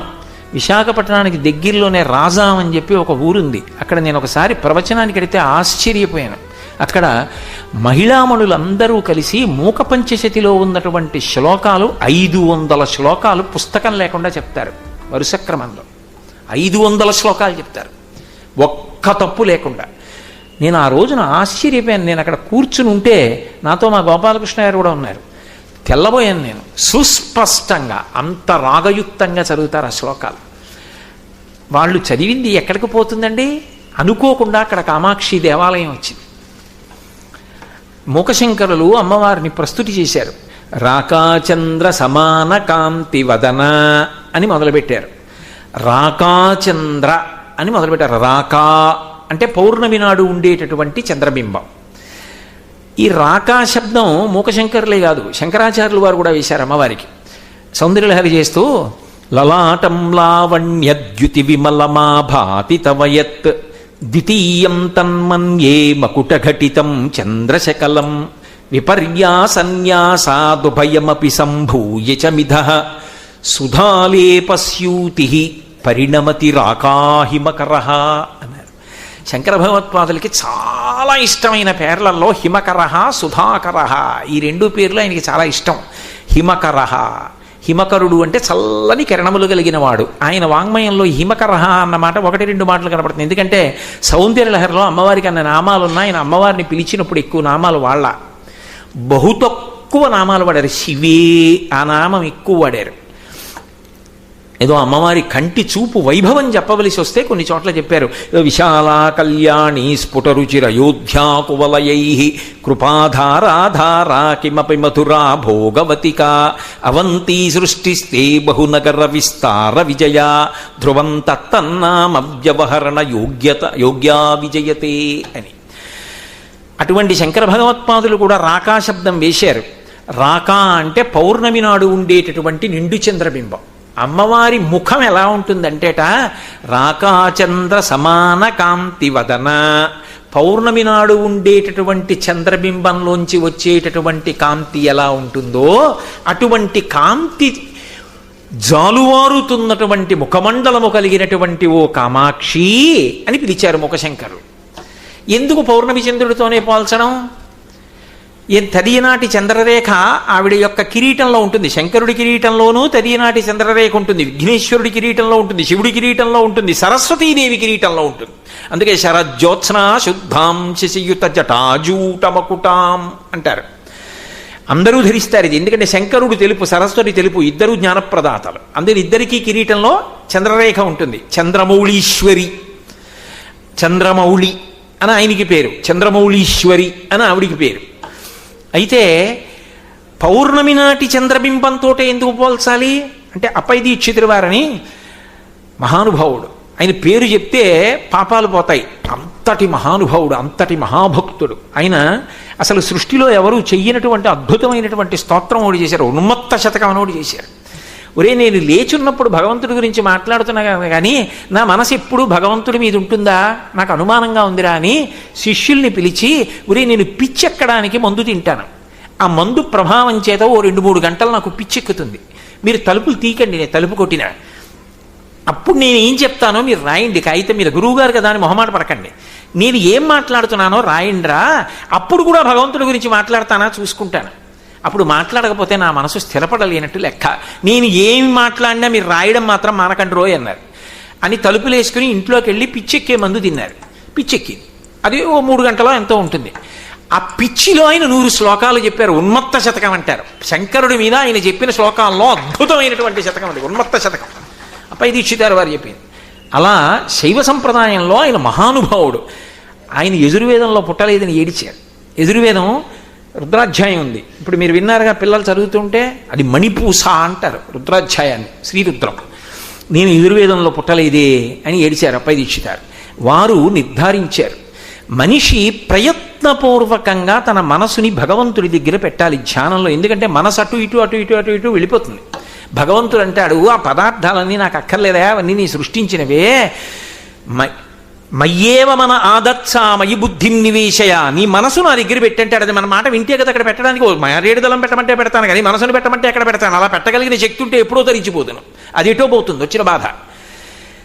కానీ మన మనసుని మనం ప్రయత్నపూర్వకంగా పెట్టవలసిన అవసరం లేకుండా మన మనసుని తానులాగెయ్యగలిగినటువంటివి సృష్టిలో కొన్ని ఉన్నాయి.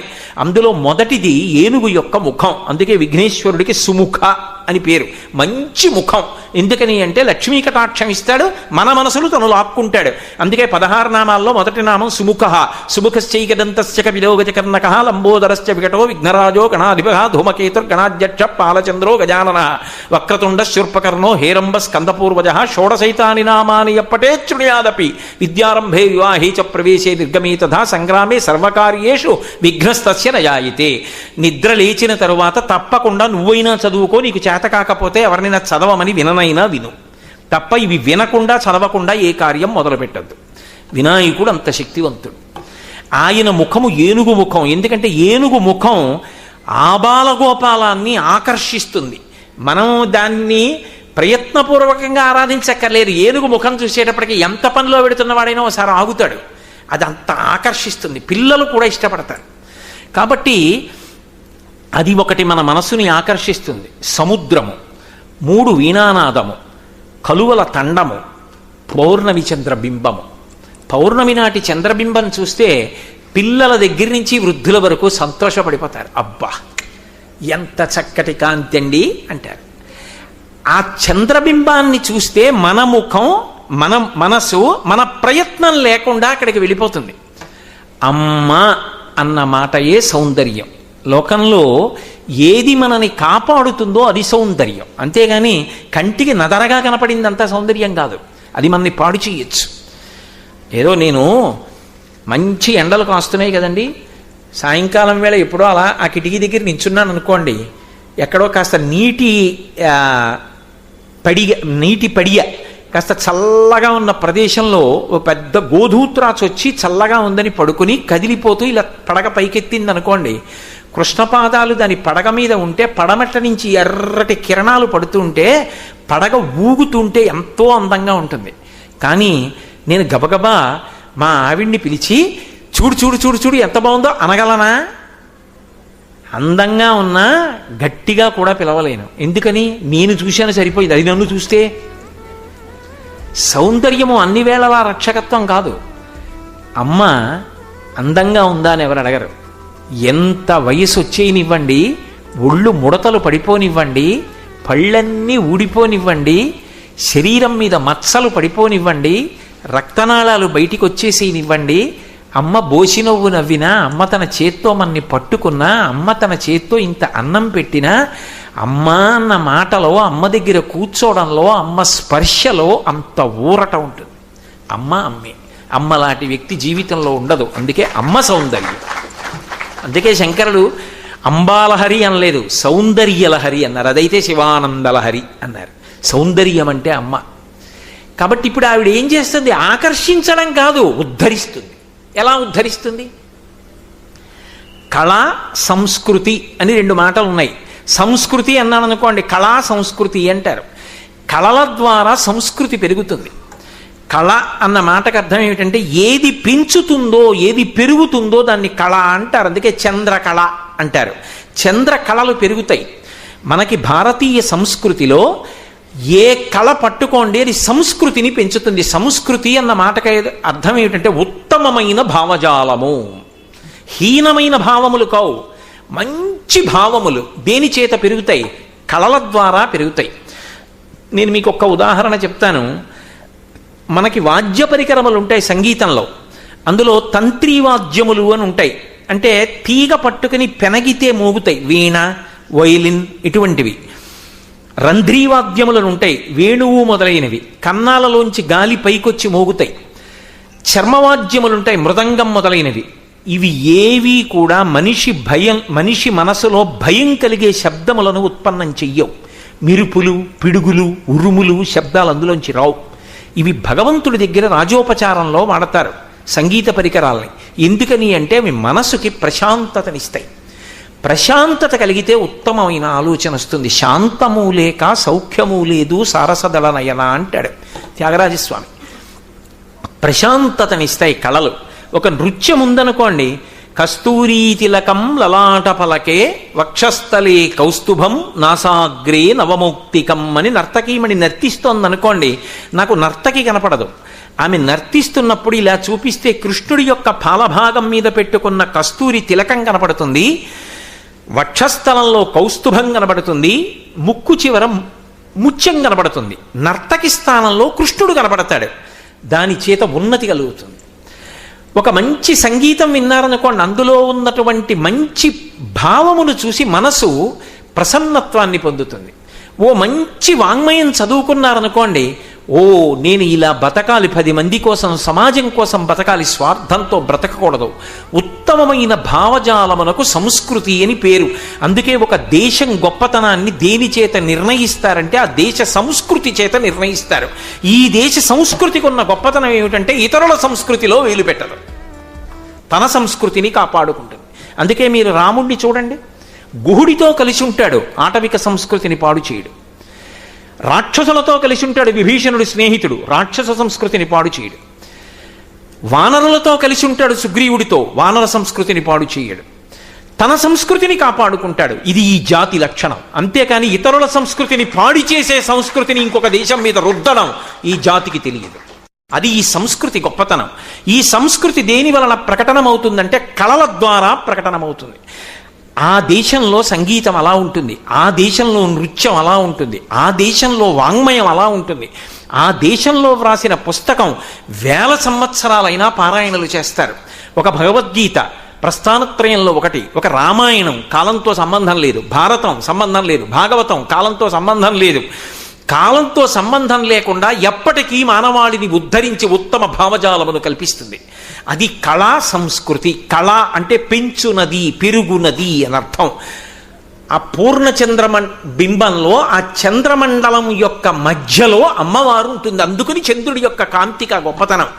ఆ చంద్రబింబ దర్శనంలో ఈ శ్లోకం చదువుతూ అమ్మవారి యొక్క కాంతిని మీరు చూడగలిగారనుకోండి, రాకాచంద్ర సమాన కాంతి వదన అంటూ నేను చంద్రబింబం వంక చూశాననుకోండి, మనసుని ప్రక్షాళనం చేస్తుంది, చేసి ఉత్తమ భావజాలమును నింపుతుంది.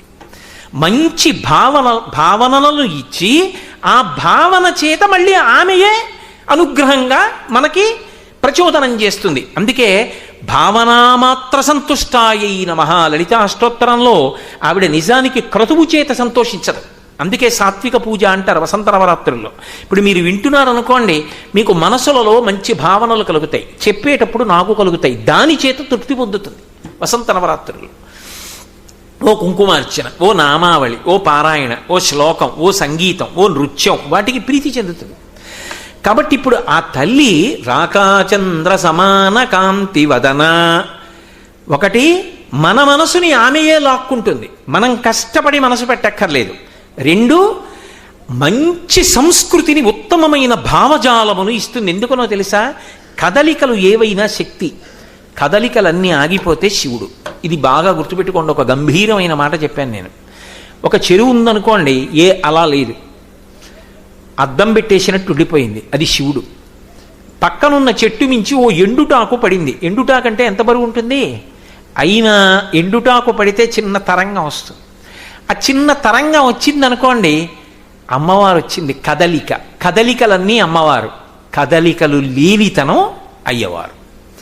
కదలికలన్నీ ఉండాలి, ధర్మం. అందుకే ధర్మిణి, ధర్మవర్ధిని, కదలికలన్నీ ధర్మబద్ధము కావాలి. అది చివరికి ఏమవుతుంది? ధర్మము సత్యమునకు తీసుకెడుతుంది. సత్యమేమవుతుంది? కదలికలు ఉండవు. చలనచిత్రములన్నీ కథలని తెర మీద కనపడతాయి. చలనచిత్రం అయిపోయిన తర్వాత తెర తెల్లగా అలాగే ఉంటుంది, దానికి ఏ సంబంధం లేదు, ఏం కనపడినా తాను కదలిక లేకుండా ఉంటుంది. సత్యం శివం సుందరం, అది ఆత్మ అలాగే ఉంటుంది. ఆ సత్యము అందడానికి ధర్మము వైపుకి ప్రయాణం చేయిస్తుంది. అలా చేయించగలిగిన తల్లి ఎవరున్నదో, ఆ కదలికలను ఇవ్వగలిగిన తల్లి ఎవరున్నదో ఆమె చల్లని తల్లిగా అనుగ్రహిస్తుంది. మనకి ఈ దేశంలో ఒక సంప్రదాయం ఉంది, ఏదైనా చల్లని తనం చేతనే ఆశీపురస్సరంగా మాట్లాడతారు. నీ కడుపు చల్లగా ఉండాలి, మీ అమ్మ కడుపు చల్లగా ఉండాలి, నీ మనసు చల్లగా ఉండాలి, నీ బిడ్డలు చల్లగా ఉండాలి, నీ కళ్ళు చల్లని కళ్ళు, నీ చూపులు చల్లని చూపులు. అంటే ఏమిటి? చల్లబడిపోయిందంటే ఏదో అమంగళకరమని కాదు. అక్కడ చల్లని చూపు, కడుపు చల్లగా ఉండడం అంటే మంగళప్రదత్వం, నువ్వు శుభములను ఇచ్చేటటువంటి దానివి అని చెప్పడానికి చల్లని తల్లివి అంటారు. భవాని ఉందనుకోండి, భవుని భార్య, ఆమె బ్రతికిస్తుంది. ఎలా? నీటి రూపంలో ఉంటుంది, అందుకే నీరు చల్లగా ఉంటుంది. భవాని చల్లగా ఉంటుంది. అందుకే చల్లతనం ఎక్కడుందో అక్కడ అమ్మవారు ఉంది, బ్రతికించే లక్షణం ఉంది. అమ్మా, ఆ చంద్రుని యొక్క కిరణములలోని చల్లతనంలో ఎవరున్నారో తెలుసా? నువ్వున్నావు. నువ్వుండి మా మనసులను చల్లపరుస్తున్నావు, ఉద్వేగములను అణచేస్తున్నావు. మేము అశాంతి పొందకుండా మా అవసరములను తీర్చగలిగినటువంటి ప్రసన్నమూర్తివి. ఇది చెప్పడానికి రాకాచంద్ర సమాన కాంతి వదన అంతేనా? కాదు, అందులో ఒక పెద్ద అంతరార్థం ఉంది. చంద్రుని యొక్క కిరణములలోంచి అమృతస్రావం అవుతుంది. అందుకే సుధాకర అని ఒక పేరు. సుధా అంటే అమృతం. సుధాలేపస్యూతి పరిణమతిరాకాహిమకర అని శంకరులు. సుధాలేపస్యూతి అంటే అమృతము జాలువారుతూ ఉంటుంది ఆయనలోంచి. ధవళేశ్వరంలో రాజమండ్రి దగ్గర ఒక మూర్తి ఉంటాడు. రెండు చేతులతో అమృతాన్ని పట్టుకుని పైన చంద్రుల్లోంచి అమృతం కారుతుంటే ఇలా రెండు చేతులతో పట్టుకుని మీద పోసుకుంటూ ఉంటాడు. మళ్ళీ మీద నుంచి కారుతున్న అమృతాన్ని మళ్ళీ పట్టుకుని మళ్ళీ పోసుకుంటుంటాడు. 4 చేతుల్లో 4 కలశలు పట్టుకు కూర్చుంటాడు. ధవళ విషం ఇందోర్ మండలే సన్నివిష్టం భుజగవలయహారం భస్మదిగ్ధాంగమీశం మృగయ పరశుపాణిం చారు చంద్రార్ధమౌడిం హృదయ కమల మధ్యే సంతతం చింతయామి అని ఆయనలోంచి అమృతం వస్తూ ఉంటుంది. అందుకే రుద్రాధ్యాయం చెప్పేటప్పుడు కూడా ప్రార్థనా శ్లోకం చెప్తారు. ఆ పాతాళ నభస్థలంత భవన బ్రహ్మాండమా విస్ఫుర జ్యోతిస్ఫాటికలింగమౌళి విలసత్పూర్ణిందువంతామృతై హస్తోకప్లుతమేకమీశమనిశం రుద్రానువాకాంజపం ధ్యాయేత్తి ఈప్సిత సిద్ధయే ధ్రువపదం విప్రోభిషించేచ్చివం బ్రహ్మాండ వ్యాప్త దేహాభసిత హిమరుచాభాసమానాభుజంగై కంఠే కాళాః కపర్దాః కలిత శశికళశ్చండకోదండహస్తాః త్రక్షా రుద్రాక్షమాలా సులలిత వపుష సంభవా మూర్తిభేదా రుద్రాశ్రీ రుద్రసూక్త ప్రకటిత విభవాన ప్రయచ్చస్తు సౌఖ్యం అంటారు. ఇప్పుడు పిల్లలు రుద్రం చదివారు కదూ, అది అమ్మవారి అనుగ్రహం. ఎందుకో తెలుసా? అమ్మవారి గురించి చెప్పడం మొదలుపెట్టినప్పుడు మీరు తిన్నగా అమ్మవారి గురించి మొదలుపెట్టారనుకోండి, ఆవిడ ఇలా ముఖం తిప్పుకుంటుంది. ఆవిడికి ఇష్టం ఉండదు. ఆవిడ మహాపతివ్రత. ఆవిడ గురించి చెప్పడానికి ముందు శివుడి గురించి మాట్లాడితే ఆవిడ ప్రసన్నురాలు అవుతుంది. తన భర్త గురించి చెప్పాలి ముందు. నేనా చెప్పింది ఇక్కడ రుద్రం చదివించమని? నేను చెప్పలేదు. నేను వచ్చేటప్పటికి బ్రహ్మచారులందరూ రుద్రం చదువుతున్నారు. ఇప్పుడు శివగానం అయింది, ఆవిడ ప్రసన్నురాలైంది. నాకు ముందు వేదిక మీద పిల్లలు చదవాలరా అబ్బాయి, నువ్వు కాదురా కామాక్షి వైభవం చెప్పవలసింది ఏంది. అందుకే సరస్వతీదేవి ఎప్పుడూ ఆవిడ దగ్గర కూర్చుని ఆవిడ గురించి పాడదు. విపంచాగాయంతి వివిధమపదానం పశుపతే, శివుడి గురించి పాడుతుంది. ఆవిడ సంతోషిస్తుంది. ఓ అంటుంది. ఆవిడ గురించి మాట్లాడింది అనుకోండి, తల ఇలా తిప్పుకుంటుంది. ఏంటి నా గురించి మాట్లాడుతుంది ఏమిటి అని. కాబట్టి అది ఆవిడ అనుగ్రహం. ఆవిడ తనకేది కావాలో అది అలా చేయించుకుంటుంది. కదలికలు తీసుకొస్తుంది, ప్రచోదనం చేస్తుంది. ఆ అమృతము స్రవిస్తుంది. ఆ అమృతం అన్న మాటకు అర్థం ఏమిటి? ఇక పుట్టవలసిన అవసరం లేనితనం కాదు. అందుకే కదా లోకంలో ఒక మాట అంటుంటారు, ఇక పునర్జన్మ ఉండకూడదు, నేను అమృతత్వాన్ని పొందాలి అంటారు. అమృతత్వం అంటే ఇక మృత్యువు లేని స్థితిని పొందాలి అంటే ఇప్పుడు ఆవిడ ఏమివ్వగలదు అంటే మృత్యువు లేని స్థితిని ఇవ్వగలదు. అంటే ఇది పుట్టేశాను కదా మరి, అందుకని ఆఖరిసారి శరీరం పడిపోతుంది. ఇది చివరిసారి శరీరం పడిపోవడం. ఇక మళ్ళీ చావడానికి శరీరం వస్తే కదా, ఇక మళ్ళీ పుట్టవలసిన అవసరం ఉండదు. మళ్ళీ పుట్టవలసిన అవసరం లేకుండా అమృతత్వమును ఇవ్వగలిగినటువంటి శక్తి కలిగినటువంటి ఓ తల్లి అని చెప్పడానికి రాకాచంద్ర సమాన కాంతి వదన. సరే, అక్కడతో వదిలేద్దాం. ఆవిడ్ని పౌర్ణమి చంద్రబింబంలా ఉన్నటువంటి ముఖమున్నదానా అని కీర్తించడంలో మనం పరమ సంతోషంగా ఆవిడ దగ్గర మనసు పెట్టవచ్చు, భయం లేదు. అందుకే మీరు ఎప్పుడైనా ఒక విషయం జ్ఞాపకం పెట్టుకోండి, లోకంలో తెలిసున్నవాడు తెలియనివాడు ఎవరైనా ఆరాధించేది ఎవరినంటే అమ్మవారిని ఆరాధిస్తారు తప్ప మిగిలిన రూపాలను ఆరాధించారు. ఏమీ తెలియనివాడు ఉన్నాడు అనుకోండి, పోలేరమ్మ, తలుపులమ్మ, మరిడమ్మ, నూకాలమ్మ. నూకాలమ్మ అంటే ఈ ఊళ్ళో నేను అన్నం తింటున్నానంటే ఆ తల్లి నాకు నూకలు పెట్టిన తల్లి. ఏం చేస్తాడు, ఏడాదికి ఓసారి వెళ్ళి డప్పు వాయించి ఆవిడ దగ్గర వేపమంటలు కట్టి పట్టుకెళ్ళి ఏదో ఆ వాడికి ఉన్నది నైవేద్యం పెట్టి వస్తాడు. అక్కడేం పెద్ద వైదికమైనటువంటి ఆచారం ఉండాలని నియమం లేదు. కానీ అందరికీ అన్నం పెట్టిన తల్లి, ఊరికి అధిష్టాన దేవత నూకాలమ్మ. తలుపులమ్మ, తలుపులు వేసేసాను అనుకోండి, లోపల బయటికి వెళ్ళవు, బయటివి లోపలికి రావు. లోపల ఉన్న అలక్ష్మి బయటికి వెళ్ళిపోవాలి, బయట నుంచి యోగం కలగాలి, నాకు మనవడు కావాలి, నేను శుభవార్త వినాలి కదూ, ఆ శుభం నాకు మనవడు రావాలి లోపలికి. తలుపులు తీసుకుని తాత అంటూ వాడు పరిగెత్తుకు రావాలి, యోగం నాకు మనవడు పుట్టాడు అంటే అది ఇవ్వగలిగినది. తలుపులు తీసి మనవడిని ఇచ్చింది తలుపులమ్మ. ఇంట్లో అలక్ష్మిని బయటికి తోసేసింది తలుపులమ్మ. పోలేరమ్మ, ఆసురీ శక్తులు ఊళ్ళో తిరగకుండా ఆవిడ తిరుగుతుంటుంది. ఇప్పటికీ కాశీపట్నంలో వారాహి తిరుగుతుంది. తెల్లవారుజామున తలుపులు వేసేసి పూజ చేసి తలుపులు వేసి వెళ్ళిపోతారు పడుకుంటుందని. అది దగ్గర నుంచి తలుపు తీస్తే మనం అసలు నిలబడి చూడలేం వారాహిని, అంత భయం. అందుకని మేడెక్కి మేడమించి కన్నంలోంచి చూస్తారు వారాహిని. కాశీపట్నంలో తిరుగుతుంది ఆవిడ. కాబట్టి వారాహి ఇలా ఆ తల్లి. పోలేరమ్మ, ఇంకో చోట మరిడమ్మ. నువ్వు అస్తమానం వెళ్ళక్కర్లేదు, ఒక్కసారి ఏడాదికి వెళ్ళి ఆవిడ దగ్గర నిలబడి ఇలా నమస్కారం చేస్తే మళ్ళీ మళ్ళీ ఇచ్చే తల్లి కాబట్టి మరిడమ్మ. అందరికన్నా ముందు ఆ ఊరు ఎవరు వచ్చారంటే ఆవిడ వచ్చింది. ఎవరో పొలం దగ్గర మొట్టమొదట ఓ ఊళ్ళో ఓ పెంకుటిల్లు కట్టుకున్నాడు. కట్టుకునే ముందు ఏం చేశాడంటే ఎందుకైనా మంచిది ఒక్కడనే ఉండాలని భయం వేసి ఓ రాయి తీసుకొచ్చి అక్కడ పెట్టి దానికి కాస్త పసుపు రాసి కాస్త బొట్టెట్టి ఓ కొబ్బరికాయ కొట్టి అక్కడ పసుపు కుంకం వేసి నాతో పాటుగా అమ్మ కూడా ఈ ఊరు వచ్చింది, ముందు ఆవిడే వచ్చింది, నేను వచ్చానన్నాడు. తర్వాత 10 గడపలు వచ్చాయి, 100 గడపలు వచ్చాయి, 1000 గడపలు వచ్చాయి. ఎవరు శుభలేఖ పెట్టినా అక్కడే పెట్టారు. పెద్దింటమ్మ, పేరంటాలమ్మ, ఆవిడే పెద్ద పేరంటం, ఆవిడే పెద్దమ్మ, ఆ ఊరికి వచ్చిన పెద్దమ్మ ఆవిడే. ఇప్పుడు మీరు చెప్పండి, చదువు రానివాడి దగ్గర నుంచి సామాన్యుడి దగ్గర నుంచి ఎవరిని ఆరాధన చేస్తున్నారు? ఆవిడ్నే. ఆ ఆరాధన కూడా అందరూ ఒకలా చేరి సాత్వికంగా చేసేవాళ్ళు ఉంటారు, రజోగుణంతో చేసేవాళ్ళు ఉంటారు, తమోగుణంతో చేసేవాళ్ళు ఉంటారు. ఎలా చేసినా ఆవిడ్నే. బాగా చదువుకున్నాడు, అయినా చేసి తీరవలసింది సంధ్యావందనంలో గాయత్రినే. ఇంకా బాగా చదువుకున్నాడు కామాక్షిని. ఇంకా బాగా చదువుకున్నాడు ఏదో మంత్రాల రూపంలో ఉపాసన. ఏదైనా అందరూ తేలికగా పట్టుకోగలిగింది ఎవరిని? అమ్మని. అమ్మ దగ్గరికి వెళ్ళి కూర్చోవడం చాలా తేలిక, అయ్య దగ్గరికి వెళ్ళడం అంత తేలిక కాదు, కొంచెం భయం ఉంటుంది. అమ్మో నాన్నగారు అంటారు, అమ్మ అబ్బా అమ్మ నువ్వు ఎప్పుడు ఇలాగే అంటావులే అమ్మ అనేస్తారంటే అమ్మ కోపం తాటాకు మంట. అమ్మ అంది అంటుంది, ఏ అమ్మ పొద్దున్నే లేవ అవతల సమయం అయిపోతుంది, కళాశాలకి తొందరగా తెమలమని మొట్టికాయ కొడుతుందో ఆవిడే జడేసి నోట్లో అన్నం కూడా పెట్టి కళాశాలకి పంపిస్తుంది. అదే నాన్నగారు అయితే కుదరదు. అందుకనే అమ్మ అమ్మే. కాబట్టి రాకాచంద్ర సమాన కాంతి వదన, అందరూ ఆశ్రయించగలిగిన రూపం భగవతిగా అమ్మ నువ్వే. అంత ప్రసన్నమూర్తివి.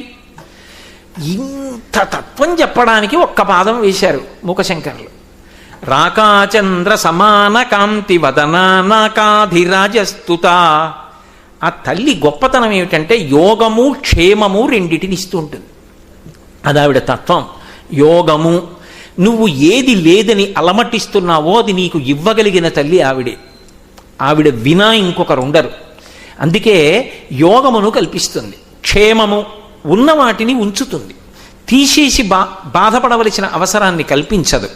అందుకే యోగక్షేమములను ఇవ్వగలిగినటువంటి తల్లి. ఇది చెప్పడానికే లలితా సహస్రనామ స్తోత్రంలో ఒక నామం ఉంది, పులోమజార్చిత అనొక నామం. పులోమజ అంటే ఇంద్రుడి యొక్క భార్య శచీదేవి, పులోముని యొక్క కుమార్తె. ఆమె ఏం చేస్తూ ఉంటుంది? అర్చిత. పులోమజుని యొక్క కుమార్తె అయిన శచీదేవి అమ్మవారిని ఆరాధన చేస్తూ ఉంటుంది, నమస్కారం చేస్తుంది. ఆవిడికి నమస్కారం చేస్తే ఇంద్రుడు ఇంద్ర పదవిలో కూర్చోగలుగుతున్నాడు.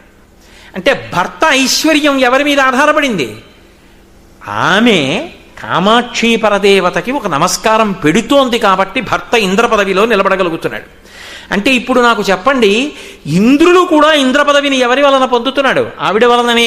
విశ్వామరేంద్ర పద విభ్రమదాన దక్షం ఆనందహేతుర్దికం రవిద్దిశోపి ఈశన్ నిశీతతు మయిక్షణ వీక్షణార్థ ఇందీవరోదర సహోదరమిందిరాయా అంటారు శంకర భగవత్పాదులు. మహేంద్రుడికి కూడా మహేంద్ర వైభవాన్ని ఇవ్వగలిగినటువంటి తల్లి ఎవరు అంటే ఆవిడే. ఎలా ఇస్తుంది? కేవలము అపాంగత్వే లబ్ధ్వా, కడగంటి చూపుతో కటాక్షము ద్వారా ఎవరికి ఏదైనా అనుగ్రహించేస్తుంది. అంత గొప్ప తల్లి కాబట్టి ఆమెనే ఇంద్రుడి చేత ప్రస్తుతింపబడుతుంటుంది. నాకాధిరాజస్తుత, స్వర్గలోకాధిపతి అయిన ఇంద్రుడు ఆమెను కీర్తిస్తుంటాడు. ఇక్కడ కేవలం ఒక భోగము కొరకే అని మీరు అనుకోకూడదు. సరస్వతిగా కూడా ఆవిడే అనుగ్రహిస్తుంది, శక్తి స్వరూపిణిగా ఆవిడే అనుగ్రహిస్తుంది, ఐశ్వర్య స్వరూపిణిగా ఆవిడే అనుగ్రహిస్తుంది. మూకశంకరులు ఈ మాట ఎందుకు వాడారు అంటే కేనోపనిషత్తుని దృష్టిలో పెట్టుకుని వాడారు. అది జ్ఞానప్రసూనాంబ అని మనకి శ్రీకాళహస్తిలోనే జరిగింది ఆ కథ అంటారు పెద్దలు. కామకోటి పీఠాధిపత్యం వహించిన మహాపురుషులు చంద్రశేఖరేంద్ర సరస్వతీ స్వామి వారు కూడా శ్రీకాళహస్తిలో జరిగింది అని నిర్ధారించారు. ఒకప్పుడు ఇంద్రుడు దేవతలందరితో కలిసి రాక్షసుల మీద యుద్ధ ప్రకటన చేసి యుద్ధం చేసి గెలిచాడు. గెలిచాడు అంటే శక్తి కదండి, శక్తి లేకుండా ఎలా గెలుస్తాడు? కాబట్టి గెలిచాడు, శక్తి స్వరూపంగా అనుగ్రహించింది. ఆయన తిరిగి వచ్చాడు. ఇప్పుడు ఇంద్ర పదవి నిలబడింది, లక్ష్మీ కటాక్షం కలిగింది. వచ్చి అందరూ దేవతలు ఒక అరణ్య ప్రాంగణంలో కూర్చొని సంతోషంగా విజయోత్సవం చేసుకుంటున్నారు. అక్కడ అకస్మాత్తుగా ఒక యక్షిణీ రూపంలో ఒక పెద్ద రూపం నిలబడింది. నిలబడితే ఇంద్రుడు అన్నాడు, ఎవర్రా అలా వచ్చి నిలబడ్డారు, వెళ్ళి కనుక్కురా అని అగ్నిని పంపించాడు. అగ్నికి భట్టారకా శబ్దం ఉంది, పూజనీయుడు. అగ్ని వెళ్ళి కస్త్వం, ఎవరు నువ్వు అని అడిగాడు. ఆవిడంది, నువ్వెవరంది. అగ్నిని అన్నాడు. ఏం చేస్తావు అంది. కాల్చేస్తాను. ఇది గడ్డి పరకని కాల్చాను. ఓ ఎండిపోయిన తృణాన్ని చూపించింది. కాల్చలేకపోయాడు, సిగ్గుబడి వెనక్కి వెళ్ళిపోయాడు. ఇంద్రుడికి చెప్పాడు, వాయువుని వెళ్ళమన్నాడు. నువ్వెవరు అంది. నేను వాయువుని. ఏం చేస్తావు? ఏదైనా ఎగరగొట్టేస్తానన్నాడు. ఆ గడ్డి పరకని ఎగరగొట్టు. ఎగరగొట్టలేకపోయాడు, వెనక్కి వెళ్ళిపోయాడు. ఇంద్రుడు వెంటనే ఆలోచించాడు, ఒరే విజయోత్సవం మనం చేసుకుంటున్నాం, అసలు ఈ విజయోత్సవం చేసుకోవడానికి కావలసిన శక్తినిచ్చింది ఎవరు? ఆవిడే. ఇది మరిచిపోయాం.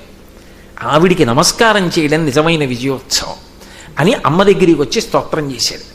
ఆవిడ జ్ఞానప్రసూనాంబగా సాక్షాత్కరించి ఉపనిషత్ చెప్పింది.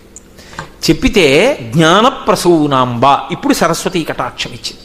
నాకాధిరాజస్తుత, ఇంద్రుడికి ఐశ్వర్యాన్ని, శక్తిని, సరస్వతీ కటాక్షాన్ని మూడిటిని ఇచ్చినటువంటి రూపంగా నిలబడినది ఆ తల్లియే. అందుకే శంకరాచార్యులు వారు కనకధార చేస్తూ గీర్దేవతేతి గరుడధ్వజ సుందరీతి శాకంభరీతి శశిశేఖర వల్లభేతి సృష్టి స్థితి ప్రళయకేళిషి సంస్థితాయై తస్మై నమస్త్రిభువనైక గురోస్తరుణ్యై అంటారు. ఆ ఒక్క తల్లే లక్ష్మీ అష్టోత్తరం చేస్తే చెప్పట్లా? నవదుర్గాం మహాకాళీం బ్రహ్మ విష్ణు శివాత్మికాం అని చెప్పట్లేదు? నవదుర్గలు ఆవిడే. లక్ష్మీదేవి ఒకటి, నవదుర్గలు ఒకటినేమిటి? అన్నీ ఆవిడే. శ్రీ అన్న గౌరినాబరగు చెల్వగు చిత్తము పల్లవింప భద్రాయుతమూర్తి అయి హరిహరంబగు రూపము దాల్చి శివరూపాయ విష్ణురూపాయ అని పల్కెడు వైదికాధ్యాయిత ఇచ్చమిచ్చు పరతత్వము కొల్చద నిష్టసిద్ధికిన్ అంటాడు తిక్కన గారి మహాభారతం చేస్తూ. అలా శ్రీ అన్న గౌరినాబరగు, లక్ష్మి ఒకటి, గౌరు ఒకటి కాదు, ఇద్దరు ఒకటే. కాబట్టి శంకర భగవత్పాదులు కూడా గీర్దేవతేతి గరుడధ్వజ సుందరీతి శాకంభరీతి శశిశేఖర వల్లభేతి అంటారు. ఆమెయే లక్ష్మి, ఆమెయే పార్వతి, ఆమెయే సరస్వతి. మరి మూడు చెప్పి శంకరాచార్యులు వారు మళ్ళీ శాకంభరీతి ఎందుకు చెప్పారు అంటే అక్కడ వృద్ధ బ్రాహ్మణికి అన్నం లేదు, అమ్మ ముందు అన్నం పెట్టు, అందుకని శాకంభరీతి.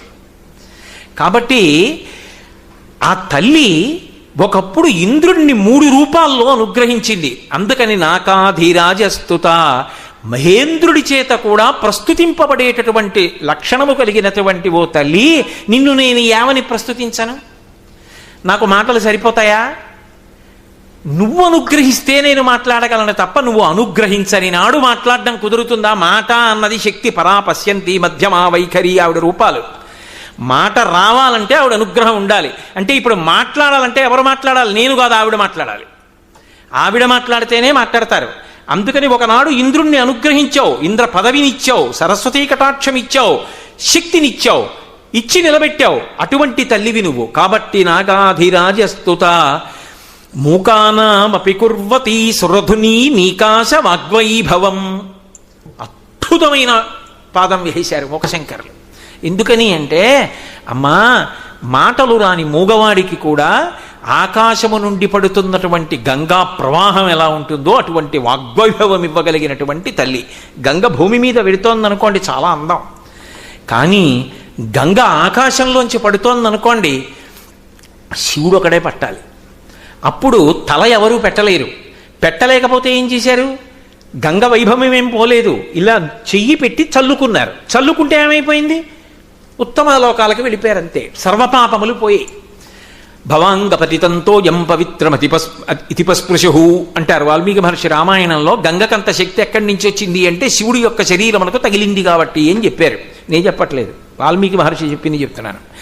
కాబట్టి ఆకాశంలోంచి పడుతున్న గంగ జరితో పడిపోతుంది, అలా ఉంటుంది. అసలు గంగావతరణం వాల్మీకి మహర్షిని వింటుంటే ఆశ్చర్యపోతాం. రంగతుంగ తరంగ సంఘములతో రంజిల్లు ఘోషంబుతో బంగారంబుగు పొంగుతో నురగతో పువ్వాట తుంపర్లతో భంగుల్ సల్పుచు జంఘలించుతను ఆకాశము నుండి జారన్ గంగమ్మను దల్చితే శిరమునన్ రంజిల్లుతున్ శంకరా అని మహానుభావుడు గంగావతరణాన్ని వర్ణించినప్పుడు కవి వర్ణిస్తారు. అలా పడుతుంది గంగ. అటువంటి గంగ పరమ పవిత్రం, ఏదో జలప్రవాహం కాదు. అమ్మా నువ్వు మాట్లాడించిన మాటలు అలా ఉంటాయి. ఆ మాటలు పరమ పవిత్రములవుతాయి, అవతల వారికి ఉద్ధరణ హేతువులవుతాయి. అంత గొప్ప మాట, అంత పవిత్రమైన మాట ఎందువలన వస్తుందో తెలుసా? నీ అనుగ్రహం వల్ల వస్తుంది. ఎవరికి వస్తుందో తెలుసా? నోరున్నవాడికి, మాటలు వచ్చిన వాడికి కాదమ్మా. మూకానామపి, అపి అంటే కూడా అని సంస్కృతంలో. మూకానామపి మూగవాడికి వస్తుందమ్మా నువ్వు తలుచుకుంటే. ఎవరు మూగవాడు?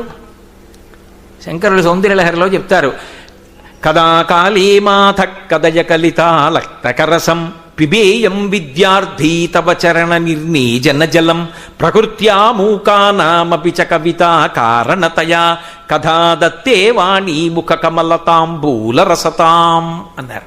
రంజకత్వం కోసం స్త్రీలు తమ పాదములకు పారాణి పెట్టుకుంటారు. అమ్మవారి యొక్క పాదో పూజయామి అన్నాననుకోండి, అమ్మ పాదయోహ పాద్యం సమర్పయామి అన్నాననుకోండి, నేనాకు అడిగేది తల్లి అనుగ్రహించాలా వద్దా?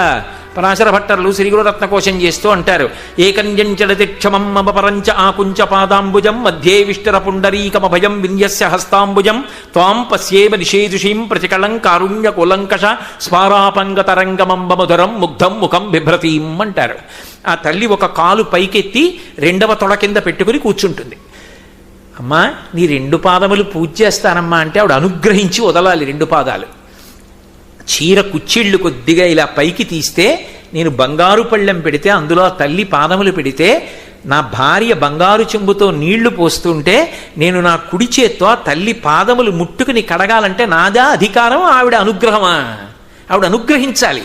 ఇప్పుడు నేను ఆవిడ పాదములు కడిగాను అనుకోండి, పళ్ళెంలో నీళ్లు ఎలా ఉంటాయి? ఎర్రగా ఉంటాయి. ఎందుకని? పారాయణ ఉంది ఆవిడ పాదాలకి. ఈ ఎర్రటి నీళ్లున్నాయి కదా, శంకరాచార్యులు వారంతటి వారన్నారు, పిబేయం విద్యార్థి తవ చరణ నిర్నీజన జలం. అమ్మా ఎప్పుడు తాగుతానమ్మా కాళ్ళు కడిగిన నీళ్లు? మనకెప్పుడు ఉంటుంది అవకాశం అలా తాగడానికి? ఒక్క సువాసిని పూజ చేస్తే. సువాసిని పూజ చేసినప్పుడు సువాసిని కాళ్ళు కడుగుతాం. కడిగినప్పుడు పళ్ళెంలో నీళ్ళు అలాగే ఉంటాయి. ఆ నీళ్లు లోపలికి పుచ్చుకుంటే, ఈ శ్లోకం చెప్తూ పుచ్చుకుంటే, అది సరస్వతీదేవి తాంబూల చర్వణం చేస్తున్నప్పుడు ఉన్నటువంటి ఎర్రటి లాలాజలంతో సమానం. సరస్వతి కటాక్షం ఇచ్చేస్తుంది. అందుకే శంకరులంతటి వారు పిబేయం విద్యార్థి తవ చరణ నిర్నీజన జలం. అమ్మా విద్యార్థినమ్మా ఎప్పుడు తాగుతానమ్మా నీ కాళ్ళు కడిగిన నీళ్లు అన్నారు. ఆ తల్లి ఏం చెయ్యగలదు? మూకానామపి కుర్వతి సురధుని ఈకాశ వాగ్వైభవం. అమ్మా ఆకాశ గంగ లాంటి వాగ్వైభవం ఇచ్చేస్తావమ్మా, నువ్వు అనుగ్రహించావా? ఇంకా నోట్లోంచి గంగా ప్రవాహమే అలా వస్తుందమ్మా వాగ్ధార.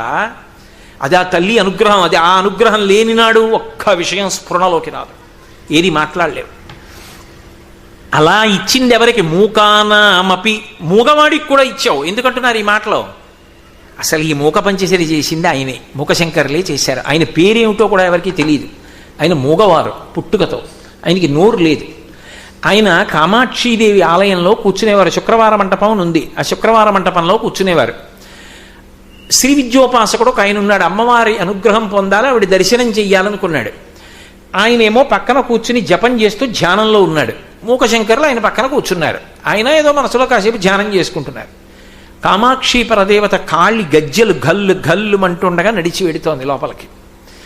ఓ ముత్తుస్వామి దీక్షితారు వారు అంటారే, కుంజరగమని అంటారు. ఆవిడ నడుస్తుంటే ఏనుగు నడిచి వెడుతున్నట్టుంటుంది. అసలు ఆ కీర్తనకి నృత్యం చేస్తున్నప్పుడు చూడాలి. కంజదలాయతాక్షి కామాక్షి, దానికి కుంజరగమని అన్నప్పుడు నర్తకి వేదిక అంతా తిరుగుతుంది వలయాకృతిలో. ఆ తిరుగుతున్నప్పుడు పాదాల వంక చూస్తే పట్టుబట్ట కట్టుకుంటారేమో, పారాణి పెట్టుకుంటారేమో. ఆ నడుస్తున్నప్పుడు నర్తకీమణి పాదములు ఆ మంజీరముల సవ్వడి వింటుంటే కామాక్షి పాదములు కనపడతాయి. అలా ఆ తల్లి కుంజరగమని ఏనుగు నడిచినట్టు నడుస్తూ వెళ్ళిపోతోంది. వెళ్ళిపోతూ ఇలా వెళ్ళిపోతోంది ఆవిడ. వీళ్ళిద్దరూ ఇలా కూర్చుని ఉన్నారు. ఇది ఎలా ఉందో స్తంభం అలా ఉన్నారు. ఇక్కడొకళ్ళు కూర్చున్నారు. ఆవిడ ఇలా వెడుతోంది. వెడుతూ కటాక్షం కదూ, ఆవిడ ఇలా చూడదు. ఆవిడ ఇలా ఉండి ఇలా చూసి, ఓ నన్ను ధ్యానం చేస్తున్నాడే అనుకుంది. ఆవిడ అనుగ్రహం, ఆయన బహిర్ముఖుడయ్యాడు. శ్రీ విద్యోపాసకుడు గొప్ప శక్తిని ఇవ్వాలనుకుంది. అమ్మవారు ఎప్పుడైనా హద్దులేని శక్తి, ఇక దానికి చెప్పడం ఎవరికి సాధ్యం కాదు. దీనికి ఫలితం చెప్పడానికి ఇంకా శంకరాచార్యులు వారు కూడా సాహసం చేయలే. అమ్మవారికి ఇచ్చేటటువంటి తాంబూలం అంత శక్తివంతం. ఆ తాంబూలం ఆవిడ నవ్వులుతూ ఉంటుంది. తాంబూల చర్వణం చేస్తుంటే దశ దిశల సువాసనలు వ్యాపిస్తాయిట. ఆవిడ అనుగ్రహించాలనుకుంటే తాంబూలపు పిడచ పెడుతుంది నోట్లో. ఆవిడ తాంబూలపు పిడచ తీసి పట్టుకుని ఇలా అంది. ఆ శ్రీ విద్యోపాసకుడు ఛీ ఆడదాని ఎంగిలి అన్నాడు. పక్కన మూగవారు ఉన్నారు. ఈయన అమాయకత్వంతో ఆతృతతో అన్నారు. ఆవిడ నవ్వి నోట్లో పెట్టింది తాంబూలపు పిడచ. ఆవిడ నోట్లో తాంబూలపు పిడచ పెట్టగానే ఆయన ఇలా చూశాడు పైకి. ఆవిడ ఇలా చూస్తోంది, కటాక్షం కడగంట చూస్తోంది. ఆవిడ కంటి చివరి నుంచి చూస్తున్న చూపు మీద 100 శ్లోకాలు చెప్పాడు. కటాక్ష శతకం చెప్పి ఒక్క క్షణం ఆగాడు. ఆవిడ ఇలా చిన్న నవ్వు నవ్వింది. మందస్మిత శతకం అంటే పళ్ళన్నీ కనపడకుండా కొద్దిగా పళ్ళు కనపడేటట్టుగా పెదవులు విచ్చుకోకుండా చిన్న నవ్వు నవ్వింది. ఇటు పక్క నుంచి చూశాడు ఆయన కూర్చుని. ఆ చిరునవ్వు మీద 100 శ్లోకాలు చెప్పాడు. మందస్మిత శతకం. ఆవిడ ఇలా చూసింది. ఆయన అమ్మ పాదముల వంక చూశాడు. పాదముల మీద 100 శ్లోకములు చెప్పాడు. పాదారవింద శతకం. అమ్మవారిని పైకి చూసి అమ్మవారి వైభవాన్ని 100 శ్లోకాలు చెప్పాడు. స్తుతి శతకం. ఆవిడ పెద్దరికాన్ని 100 శ్లోకాలు చెప్పాడు. ఆర్యా శతకం. ఒక మూగవాడు ఆగకుండా 500 శ్లోకాలు చెప్పి ఆగిపోయాడు. ఆవిడ అంది, నీకేం కావాలంది. నా మాట తీసేయమన్నాడు. ఏమంది? అమ్మ నాకు పుట్టుకతో మాట లేదమ్మా, నువ్విచ్చిన మాట నీ మీద 500 శ్లోకాలు చెప్పా. నువ్వు కదా పలికింది లోపల నుంచి మాట లేని వాడికి. ఆ మాట ఉంచితే ఏదైనా పనికిమాలిన మాట మాట్లాడతానేమోనమ్మా, వద్దు తీసేయమన్నాడు. తీసేసింది ఆవిడ. ఆయన కంచికామకోటి పీఠాధిపత్యం చేశారు కొన్నాళ్ళు. వారికి పేరు తెలియదు, మూకశంకరులు అంటారు. అందుకే దాని పేరు మూక పంచశతి. అది ఆవిడే పలికింది ఆయనలోంచి. అంత అద్భుతమైన మూకశంకరుల యొక్క మూక పంచశతిలోని స్తుతి శతకంలోంచి నేను ఇప్పుడు ఈ శ్లోకం చెప్తున్నాను. కాబట్టి ఒక మూగవాడి చేత పలికించావమ్మా. మూకానామపి కుర్వతి సురధుని నీకాశవద్వైభవం. ఆకాశంలోంచి పడుతున్న సురగంగా ప్రవాహం ఎలా ఉంటుందో నువ్వు అనుగ్రహించిన నాడు లోపల నుంచి వచ్చేటటువంటి వాక్ ప్రవాహం అలా ఉంటుంది. కాబట్టి తల్లి, నువ్వు వాగ్రూపిణివి, వాగ్దేవతవి, శారదవు. నువ్వు చెయ్యలేనిది ఏమిటి? ఆమె సరస్వతీ స్వరూపిణి. ఆ తల్లి లోకంలో ఎక్కడ ఎవరిని అనుగ్రహించాలనుకున్నా హేళగా అనుగ్రహించేస్తుంది. ఒకప్పుడు కాళిదాస మహాకవిని అనుగ్రహించాలనుకుంది. ఏమీ తెలియనివాడు. విద్య కావాలన్నాడు. నాలుక పట్టుకులాగి బీజాక్షరాలు రాసింది. అంతే. మాణిక్య వీణాం ఉపలాలయంతీం మదాలసాం మంజులవగ్విలాసాం మహేంద్ర నీలజ్యుతి కోమలాంగీం మాతంగ కన్యాం మనసా స్మరామి చతుర్భుజే చంద్రకళావతంసే కుచోన్నతే కుంకుమరాగశోణే పుండ్రేక్షు పాశాంకుశ పుష్పబాణహస్తే నమస్తే జగదేకమాత. కామాక్షి స్వరూపాన్నే వర్ణించాడు ఆయన. శ్యామలాదండకని చెప్పాడు. ఆవిడ అనుగ్రహించింది. అంతే. ఆకాశ గంగా ప్రవాహం ఎలా ఉంటుందో అటువంటి వాగ్వైభవం వచ్చింది. ఆవిడ ఒకప్పుడు వరదను అనుగ్రహించింది. జంబుకేశ్వర క్షేత్రంలో అమ్మవారి ఇప్పటికీ తిరుగుతుంది, అఖిలాండేశ్వరి. అర్చకులకు కూడా ధైర్యం సరిపోదు, మహానైవేద్యం పెట్టేటప్పుడు తలుపేయాలి. లోపలికి వెళ్ళి మేము మగవారం అని చెప్పి నిలబడడానికి వాళ్ళకు కూడా ధైర్యం సరిపోదు, అందుకని చీర కట్టుకుని ఎడతారు. మీరు ఇప్పటికీ మహానైవేద్యం పెట్టేటప్పుడు చూస్తే పట్టు చీర కట్టుకుని ఎడతారు మేళతాళాలతో అర్చకులు. వెళ్ళి తలుపు వేసేసి అర్చకులు లోపల నిలబడి అమ్మవారికి నైవేద్యం పెడతారు. ఒకప్పుడు జంబుకేశ్వర క్షేత్రంలో అమ్మవారికి నైవేద్యం, మహానైవేద్యం వండడానికి ఒక వ్యక్తి ఉండేవాడు, ఆయన పేరు వరదన్. ఆయన పుట్టుకతో వైష్ణవుడు. ఆయన వంటలు చేస్తుండేవాడు అక్కడ. ఆ దేవస్థానంలోనే దేవస్థానం తుడవడానికి ఒక ఆవిడ, ఒక పరిచారిక ఉండేది, ఆవిడ పేరు మోహనాంగి. ఆవిడ తిరువాచకం అని చెప్పి తమిళ సంప్రదాయంలో పరమశివుడి గురించినటువంటి విశేషం అది వింది. తిరువాచకం విని ఆవిడ అనుకుంది, శివభక్తుడైన వాడైతే నేనే పెళ్లి చేసుకుంటానంది.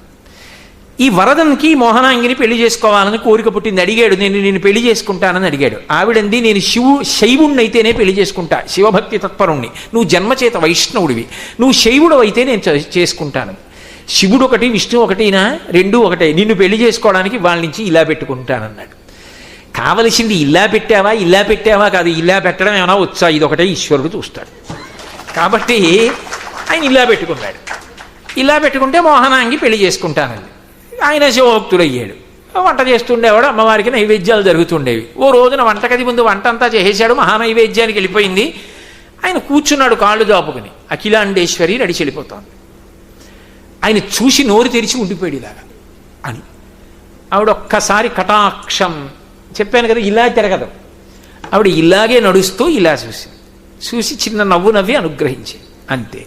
కాలమేఘన్ అని పేరు మారిపోయింది. నల్లని మబ్బులు వచ్చి వర్షం కురిస్తే ఎలా ఉంటుందో అటువంటి కవిత్వం చెప్పాడు ఆయన. ఆయన పేరు కాలమేఘన్ అయింది. ఇప్పటికీ తమిళ దేశంలో ఆయన చేసినటువంటి స్తోత్రాలని అద్భుతంగా చెప్పుకుంటారు. ఆ తల్లి ఎవరికి ఇవ్వలేదు కవనశక్తి, ఎవరికి ఇవ్వలేదు జ్ఞానం. ఒకప్పుడు దుర్వాసో మహర్షి కామాక్షిని ప్రార్థించాడు. 200 శ్లోకాలు చెప్పింది, ఆర్య ద్విషతి. ఆ పుస్తకం జరిగితే ఆశ్చర్యపోతారు, అటువంటి శ్లోకాలు అద్భుతం, అసలు సమస్త వేదసారం. అటువంటి శ్లోకాలు చెప్పింది. కామాక్షి పరదేవత పూజా విధానాన్ని నిర్ణయించిన వాడు దుర్వాసో మహర్షి. ఒకప్పుడు అనుగ్రహించింది. ఆ తల్లి అనుగ్రహం కలిగింది, ఆ జీవితం మలుపు తిరిగిపోతుందంతే. మీరు ఊహించలేరు, ఆ ఎత్తుకు వెళ్ళిపోతాడంతే. ఆమె కదలికలు, శక్తి ఆవిడ, మీ ఊహకు అందడు, అలా ఉంటుంది ఆ ప్రస్థానం. కాబట్టి అమ్మ మూకానామపి కుర్వతి సురధుని నీకాశవగ్వైభవం శ్రీకాంచీ నగరీ విహార రసిక. ఆవిడికిట శ్రీకాంచీనగరమునందు తిరగడంలో చాలా ఇష్టంట. ఎందుకని ఇష్టం అంటే, లోకంలో అన్ని పిలుపుల కన్నా ఇష్టపడే పిలిపేది స్త్రీకి.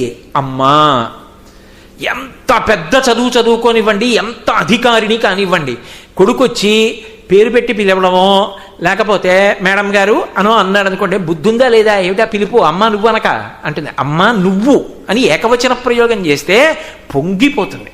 ఆ అమ్మతనం పూర్ణత్వం.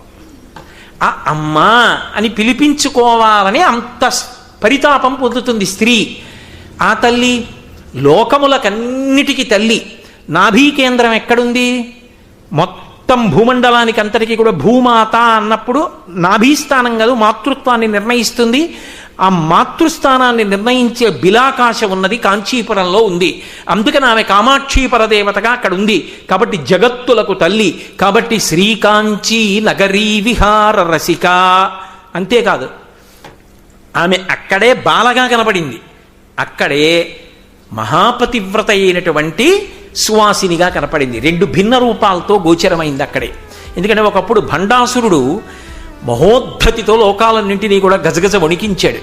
ఆ భండాసుర వధ చేయమని దేవతలందరూ ప్రార్థన చేస్తే కామాక్షి స్వరూపంగా వచ్చింది. వచ్చి భండాసురుని యొక్క సైన్యాన్నంతటినీ కూడా నశింపచేసి భండాసుర వధ చేసి దేవతలకి అనుగ్రహం చేసింది. మీ అందరూ కూడా ఇక్కడే భండాసురుణ్ణి పాతి పెట్టడానికి ఏర్పాట్లు చెయ్యండి అంది. అందుకే ఇప్పటికీ కామాక్షి మందిరంలోనే భండాసురుడి యొక్క శరీరం ఉందంటారు. ఆ పైన అరుగులున్నాయే మంటపం, ఆ మంటపం కింద ఉంది భండాసురుడి శరీరం అంటారు. అందులో భండాసురుని యొక్క సైన్యాలన్నింటినీ కూడా కప్పెట్టేశారు అంటారు. పౌరాణికమైన వాక్కు. మీరు కావాలంటే కామకోటి శ్రీకార్యం వారిని అడగండి, చెప్తారు. కాబట్టి భండాసుర వధ చేసింది ఆవిడ. దేవతలందరూ దగ్గరికి వెడితే 5 సంవత్సరాల పిల్ల బాలాత్ త్రిపుర సుందరిగా కనపడింది. ఆవిడ ఎప్పుడైనా అనుగ్రహించాలనుకుంటే బాలారూపంగా కనపడుతుంది. పరమసాత్వికారాధనలలో ఆవిడ పరమ ప్రసన్నురాలవడానికి తేలిక మార్గం సువాసిని పూజ, బాలపూజ. అవి రెండు చేస్తే ఆవిడే పుచ్చుకుంటుంది. ఎందుకో తెలుసా? అలా పుచ్చుకుంది ఒకప్పుడు. కాంచీపురంలో విఘ్నేశ్వరుడు కొడుకుగా పుట్టాడు. ఆకాశరాజుని ఉండేవాడు అక్కడ కూడా. ఆయనకి కొడుకుగా పుట్టాడు. తుండీర మహారాజు అని పేరు ఆయనకి. తుండీర మహారాజు అన్న పేరుతో, అందుకే తుండీర మండలం అని పేరు కాంచీపురానికి అంతటికీ కూడా. ఆ తుండీర మండలంలో తుండీరుడు అన్న పేరుతో పుట్టాడు. విఘ్నేశ్వరుడు గురించి పూజ చేస్తే ఆయన అంశ విఘ్నేశ్వరుడు కొడుకుగా వచ్చాడు ఆ రాజుకి. ఒకప్పుడు వానలు లేవు కాంచీపురంలో. వానలు లేకపోతే సువాసినులందరికీ అన్నదానం ఏర్పాటు చేశారు. సువాసినులందరూ అన్నం తిని తాంబూలం వేసుకుంటే కామాక్షి సంతోషిస్తే వానలు పడతాయని. ఆ మహారాణి ఏం చేసిందంటే ఆవిడ కూడా వంట దగ్గరికి వెళ్ళి పెసరపొట్టు తీసి పాయసంలో వేసింది. పెద్దలు ఇంటికి వచ్చినప్పుడు పెసరపప్పు వండితే పొట్టు లేని పప్పు వండకూడదు. అసలు పొట్టు లేని పప్పు వండనే వండాలి అనుకోండి, అది వేరే విషయం. పొట్టుతో వండాలి. అందుకే పూర్వం ఎవరైనా పొట్టు లేని పప్పు వండుతుంటే పొట్టు అందులో వేసేవారు. పెసర పొట్టు లేని పప్పు వండరు. ఇప్పుడు నేను మళ్ళీ దాని గురించి అది ఎందుకు వండరు, దీనికి వండాలి, దీనికి వండకూడదు, ఎందుకు, అది అక్కర్లేని విషయం. కాబట్టి ఆవిడ పొట్టు తీసి పాయసంలో వేసింది.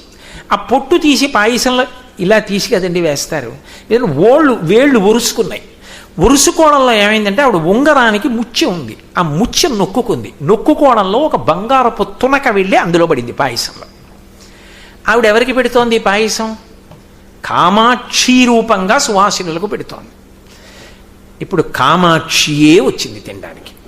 వచ్చి కూర్చుంది ఆ సువాసినులు. కూర్చుని ఆవిడ కూడా తింటోంది ఆ పాయసం. తుండీర మహారాజు అంటే అప్పటికి చిన్నపిల్లవాడిగా ఉన్నాడు, వినాయకుడు ఆయన. పిల్లవాడు పారాడుతున్నాడు. వాళ్ళ అమ్మ ఎత్తుకుంది వాడిని.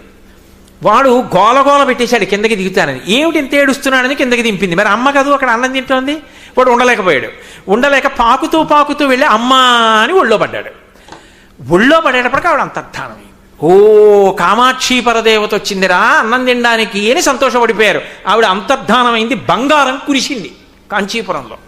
ఒకప్పుడు విద్యారణ్యుల వారికి ఎలా కురిసిందో, వైష్ణవ సంప్రదాయంలో ఉన్న వేదాంత దీక్షకులకు ఎలా కురిపించిందో, అలా ఆదిశంకరాచార్యుల వారు స్తోత్రం చేస్తే కనకధార ఎలా కురిపించిందో అలా తుండీర మండలంలో కనకధార కురిపించింది. మౌకశంకర్లు ఒక శ్లోకంలో వర్ణించారు కూడా. కాబట్టి ఆ బంగారపు తునక పాయసంలో పడితే కామాక్షి నిజంగా తింది. అంటే సాత్వికారాధన వసంత నవరాత్రుల్లో అని ఎందుకన్నానంటే, ఒక సువాసిని పిలిచి పాయసాన్నం పెట్టడం, సువాసిని పూజ చేయడం, బాల పూజ చేయడం అంత గొప్పది. ఆవిడ ప్రసన్నురాలైతే చిన్నపిల్ల రూపంలో వచ్చి పూజ అడుగుతుంది. నాకేమైనా పెట్టవా, నాకేమైనా పెట్టవా అంటుంది. ఇప్పటికీ ఆ లక్షణం శ్రీశైలంలో భ్రమరాంబకు ఉంది. శంకర భగవత్పాదులు భ్రమరాంబాష్టకంలో చెప్తారు. బాలారూపంలో వచ్చి అడుగుతుంది, ఏమైనా ఇవ్వా అంటుంది. అందుకే మేము శ్రీశైల యాత్ర చేసినప్పుడు సామూహిక బాలపూజలు చేశాం శ్రీశైలంలో. బాలపూజ చేస్తే అంత సంతోషిస్తుంది ఏమ్మా. కాబట్టి ఆ తల్లి బాలారూపంలో అనుగ్రహిస్తుంది. ఒకప్పుడు 5 ఏళ్ల బాలగా దేవతలందరికీ బిలాకాశంలో దర్శనమిచ్చింది. అందుకని శ్రీకాంచీ నగరీ విహార రసిక అంతేనా? కాదు. కాంచీపురంలో కొన్ని అద్భుతాలు ఉన్నాయి కామాక్షి దేవాలయంలో. ఆవిడ భండాసుర వధ చేసేసింది. ఈ దేవతలందరూ ఏం చేశారంటే అమ్మవారి యాజ్ఞ ప్రకారం ఆ రాక్షసుల శవాలన్నీ అక్కడే భూమిలో కప్పెడదామని భూమిని తవ్వుతున్నారు. మల్లుడు అని ఒక రాక్షసుడు, వాడు మంచి ధ్యానంలో కూర్చుని ఉన్నాడు భూమిలో. వాడు తటాలున పైకి లేచాడు. లేచి వాడు యుద్ధం మొదలెట్టాడు. వెంటనే శ్రీ మహావిష్ణువు వచ్చి ఆయనతో యుద్ధం మొదలుపెట్టారు. వాడి శరీరంలోంచి రక్తధారలు పడుతుంటే రక్త బిందువులలోంచి రాక్షసులు పుట్టుకొస్తున్నారు. అయ్యబాబోయ్, ఇంతమంది రాక్షసులు పుడుతున్నారు ఎలా అని ఆయన ఆలోచిస్తుంటే శంకరుడు ప్రత్యక్షమై ఒక ఆడ మగ 2 భూతములను ఇచ్చాడు. వీళ్ళు ఆ నెత్తురు తాగేస్తారు కాబట్టి ఇంకా రాక్షసులు పుట్టారు. మల్లుణ్ణి సంహరించు సుదర్శనంతో అన్నాడు. వీళ్ళ నెత్తురు తాగేశారు. శ్రీ మహావిష్ణువు సుదర్శనంతో మల్లుణ్ణి సంహరించాడు. కానీ రాక్షసుడి నెత్తురు తాగేశారు కదా వీళ్ళకి రాక్షస లక్షణాలు వచ్చి విష్ణువుతో యుద్ధం మొదలెట్టారు. వీళ్ళు నాకు సాయం చేయడానికి వచ్చిన వాళ్ళు నాతో యుద్ధం మొదలెట్టారు ఏమిటనుకుని, ఓహో వీళ్ళు రాక్షస నెత్తురు తాగారు, వీళ్ళకి రాక్షస బుద్ధి వచ్చింది, ఈ ప్రకోపం పోవడానికి కొంత సమయం పడుతుంది అని ఆయన ఏం చేశాడంటే ఈ భూతముల రెండింటినీ కూడా అణచడం కోసం వాటి మీద ఎక్కి నించున్నాడు. అయినా వాళ్ళు తప్పించుకు పైకి లేచారు. కింద పడేసి వాళ్ళ మీద కూర్చున్నాడు. అయినా లేచారు. వాళ్ళని కింద పడేసి వాళ్ళ మీద పడుకున్నాడు. అప్పుడు వాళ్ళిద్దరు పడుకున్నారు. ఆయన స్పర్శకి, విష్ణు స్పర్శకి వాళ్ళల్లో ఉన్నటువంటి ఆ రాక్షసుల నెత్తురు తాగినటువంటి మదం విరిగిపోయింది. వాళ్ళు లేచి అయ్యో ఎంత తప్పు చేశామండి అని శ్రీ మహావిష్ణువుని స్తోత్రం చేశారు. విష్ణువు చిన్నబుచ్చుకున్నారు. ఎందుకని? వీళ్ళిద్దరూ శివభక్తులే, వీళ్ళిద్దరినీ కింద బారేసి 2 కాళ్ళతో తొక్కిశానే, వీళ్ళ మీద ఎక్కి కూర్చున్నానే, వీళ్ళ మీద పడుకున్నానే, శివభక్తుల జోలికెళ్ళిన దోషం వచ్చింది నాకు ఎలా అని మళ్ళీ శంకరుడు ప్రత్యక్షమయ్యాడు. నువ్వు అలా బెంగ పెట్టుకోవలసిన అవసరం లేదు. నేను నా 5 ముఖములలోంచి గంగని విడిచిపెడుతున్నాను. దీన్ని పంచతీర్థం అంటారు, అందులో స్నానం చెయ్యి అన్నాడు. ఇప్పటికీ వెనకాతలు ఉంటుంది, కామాక్షి పరదేవత దేవాలయం వెనకాతలు ఉంటుంది, పుష్కరిణి అంటారు. అందులో విష్ణువు స్నానం చేశారు. స్నానం చేసి కామాక్షి వైభవం లోకంలో తెలియడం కోసం, ఈ తీర్థ వైభవం ప్రకాశించడం కోసం నేను ఏ 3 రూపాలతో ఈ 2 భూతములను అణిచిపెట్టానో, ఎందుకు ఈ తీర్థం వచ్చిందో లోకానికి తెలియడం కోసం ఆ 3 రూపాలతో ఇక్కడ వెలిచి ఉంటానని మీరు ఇప్పటికీ ప్రదక్షిణం చేస్తుంటే పుష్కరుడి పక్క నుంచి ఇలా తిరిగి వస్తారు. వచ్చి చండీయాగం జరిగే పెద్ద మంటపం ఉంటుంది, ఆ మంటపం దాకా వస్తారు. సనాతనమైన దుర్గ గుడి ఉంటుంది. మహాస్వామి వారు నిర్ణయించారు అక్కడున్న శాసనాన్ని చూసి ఒకప్పుడు. దుర్గ గుడి దాటి యువతలకు వస్తే కింద, మధ్యలో, పైన 3 దేవాలయాలు ఉంటాయి. సాధారణంగా ఎవరో చూడరు, దాటిపోతారు. ఆ 3 చూస్తే భూతబంధన జనార్దనుడు అంటారు. ఒక చోట 2 మీద కూర్చుని ఉంటాడు, ఒక చోట నిలబడి ఉంటాడు, ఓ చోట పడుకుని ఉంటాడు. అలా నేను యుద్ధం చేసి పుష్కరిణిలో స్నానం చేశానని. అందుకే ఆ తీర్థంలో స్నానం పరమాద్భుతం అంటారు. ఆఖరికి మహాప్రళయంలో కూడా కాంచీపురం చెక్కు చెదరదు కాబట్టి సత్యవ్రత క్షేత్రం అంటారు. అంతేకాదు, కాంచీపురానికి ఒక అద్భుతం ఉంది. దానికి శివజిత్ క్షేత్రం అని పేరు. శివుడు ఓడిపోయిన క్షేత్రము. శివుడు ఓడిపోవడం ఏమిటి అంటే, ఎవరి చేతిలో అన్న ప్రశ్న వస్తుంది కదా. మన్మధుడి చేతిలో శివుడు ఓడిపోయిన క్షేత్రం కాంచి. అదేం మాట అండి, శివుడు ఎప్పుడు ఓడిపోయాడండి? శివుడు కదా మన్మధుడిని కాల్చేసింది అంటే ఎంత ఇప్పుడు ఓడిపోయిన వాడికి మనసులో కలుక్కు అంటూ ఉంటుంది కదండి. అమ్మా నేనేం పాపం చేశానమ్మా? సుబ్రహ్మణ్యుడు పుడితే తారకాసుర సంహారం అవుతుందని శివుడి మీద బాణం వేశాను, తప్పే. కాల్చేశాడు. నీ అనుగ్రహంతో కదూ మళ్ళీ నన్ను ఇంత శక్తివంతుణ్ణి చేశావు. అమ్మా ఇంత శక్తివంతుణ్ణి చేశావు, ఇన్ని కోట్ల మంది మనసులు కదిపేస్తున్నాను, కానీ ఆ శివుడి మనసు కదపలేకపోయానమ్మా, ఆయన్ని గెలవలేకపోయాను. నాకు మనసులో దిగులుండిపోయిందమ్మా. అమ్మ నువ్వు తలుచుకుంటే ఏమైనా చేస్తావు, ఒక్కసారి గెలిపించమ్మా మీ ఆయన మీద నన్ను అడిగట్ట. ఆవిడ నవ్వి, మా ఆయన మీద నిన్ను గెలిపిస్తే బాగుంటుందా? సరేలే అనుగ్రహిస్తానంది. బిడ్డల కోసం తల్లిదండ్రులు ఏం చేయరు అంటే, ఆయనకి తెలియదా విషయం? ఆయనకి తెలుసు, వాళ్ళిద్దరూ రెండేమిటి ఆయనకి తెలుసు. సరే బిడ్డడి ముచ్చట తీరుద్దాం అనుకున్నాడు. అమ్మవారు ఏం చేసిందంటే, అన్ని చోట్ల ఉన్నటువంటి అమ్మవారి యొక్క అంశల్ని లాగేసింది. ఎక్కడికి లాగేసింది అంటే కాంచీపురం లాక్కుంది. అన్ని చోట్ల అమ్మవారి యొక్క మూర్తులలో ఉన్న తేజస్సు అదృశ్యం అయిపోయింది. ఒకప్పుడు శృంగేరి పీఠాధిపతులు ఉగ్ర నరసింహ భారతీ స్వామి వారు మధురై మీనాక్షి అమ్మవారి దేవాలయానికి వెళ్ళి లోపలికి వచ్చి అభిషేకం చేస్తా ఉన్నారు. అదో అర్థం లేని వ్యగ్రత ఉంటుంది కొంతమంది అర్చకులకి. ఆ రోజుల్లో ఆ అర్చకులు అన్నారు, ఏంటి శృంగేరి పీఠాధిపతుల కన్నా మేము గొప్పవాళ్ళమని. అర్థం లేని మాటలు, అర్థం లేని తలం.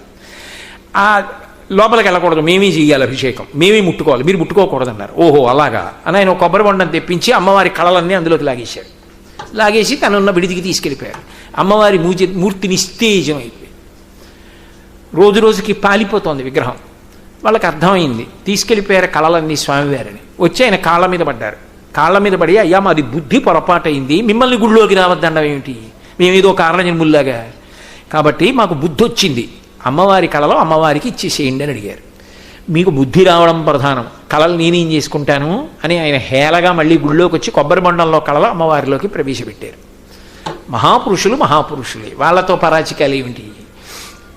కాబట్టి ఆ తల్లి అన్ని దేవాలయాలలో కైలాసంలో ఉన్నటువంటి గౌరీదేవి కళ దగ్గర నుంచి ఉపసంహారం చేసేసింది. ఉపసంహారం చేసి కంచిలో ఉన్న కామాక్షి మూర్తిలోకి తీసేసింది. తీసేస్తే శంకరుడు ఆయన మాత్రం గృహస్థు కదండి, కొడుకును అనుగ్రహించాలిగా. ఇది దృష్టిలో పెట్టుకునే శంకరాచార్యులు వారు ఒక అద్భుతమైన శ్లోకం చేశారు సౌందర్యలహరిలో. స్ఫురద్గండాభోగ ప్రతిఫలిత ఆటంకయుగళం చతుశ్చక్రం మన్యే తవ ముఖమిదం మన్మధరథం అని.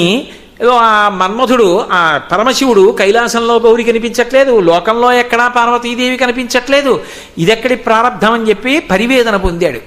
పక్కన భార్య లేకుండా పోయింది అని వెతుక్కుంటూ కామాక్షి పరదేవత దగ్గరికి వచ్చాడు.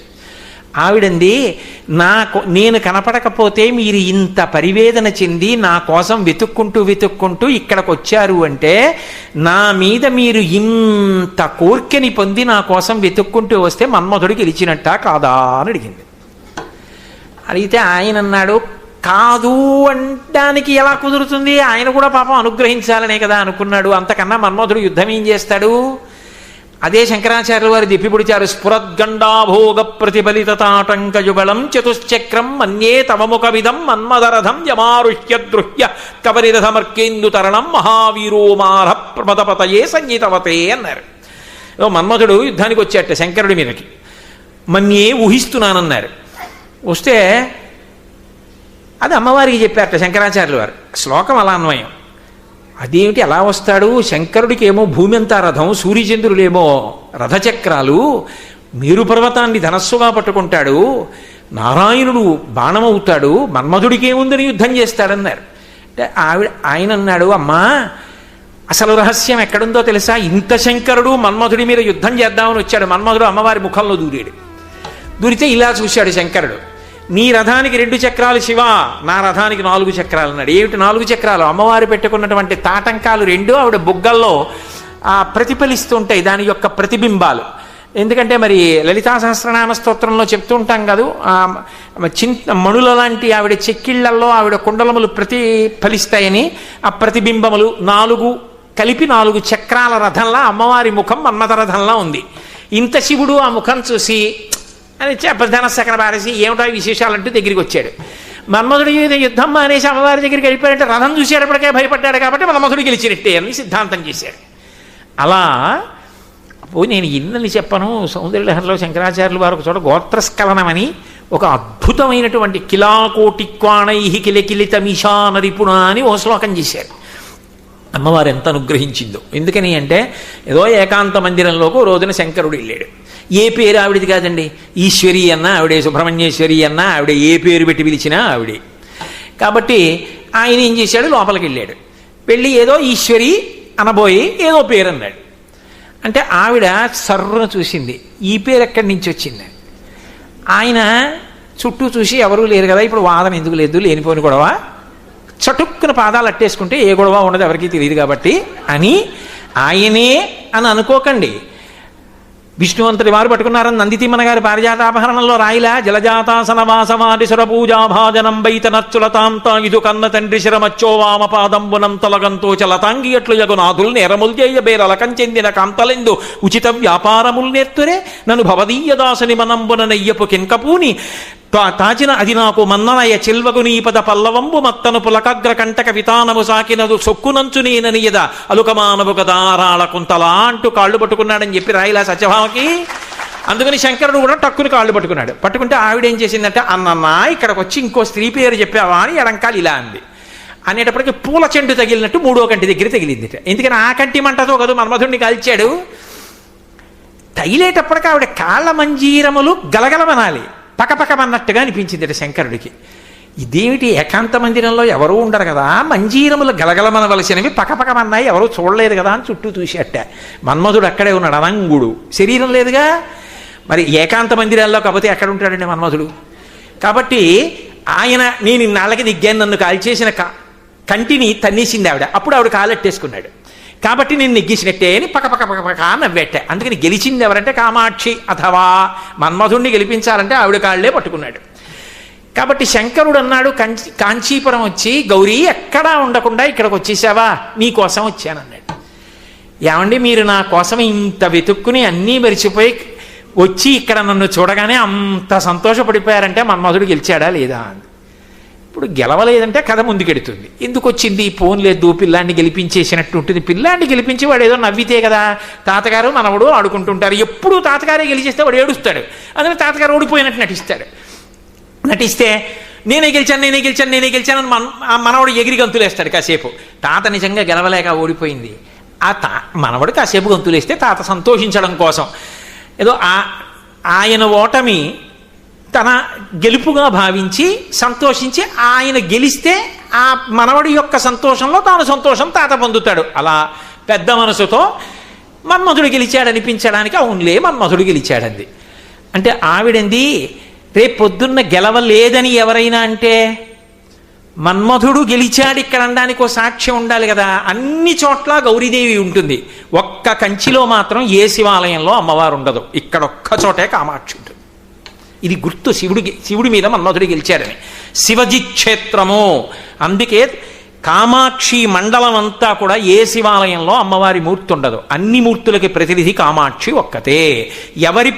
ఎవరి ఊరేగింపైనా సరే కామాక్షికి ప్రదక్షిణంగా పెడతాయి. ఎంత గౌరవమో తెలుసా, మహమ్మదీయుల పీర్లు కూడా ప్రదక్షిణంగానే పెడతాయి. కామాక్షి ప్రదక్షిణం దగ్గరే చంద్రశేఖరేంద్ర సరస్వతి మహాస్వామి వారు 96వ ఏట బయటికి వెళ్ళి అంతటా సంచారం చేసి ఆయన పాదచారి అయి నడిచేవారు సన్యాస ధర్మాన్ని. ఓ బండి పట్టుకుని నడుస్తూ కామాక్షి దేవాలయానికి ప్రదక్షిణం చేశారు. రాత్రి 1 గంటకి ప్రదక్షిణం చేసి కామకోటి మఠంలోకి వచ్చి ఇలా చెయ్యి తీశారు, ఇరుసు విరిగిపోయింది. ఆయన చూసి నవ్వారు. ఆ తర్వాత ఇక మహాస్వామి పైకి వెళ్ళాల, బ్రహ్మీభూతులైపోయారు, ఎక్కడ సంచారం చేయలేదు. తల్లి చెప్పేసింది అంతే. కాబట్టి కామాక్షి అక్కడ ఏ శివాలయంలో ఉండదు, కామాక్షి దేవాలయమే అమ్మవారి దేవాలయం. కాబట్టి శివజి క్షేత్రము, ఆ తల్లి అనుగ్రహిస్తే అలా అనుగ్రహిస్తుంది. మన్మధుణ్ణి గెలిపించింది అక్కడ, అందుకని కామాక్షి.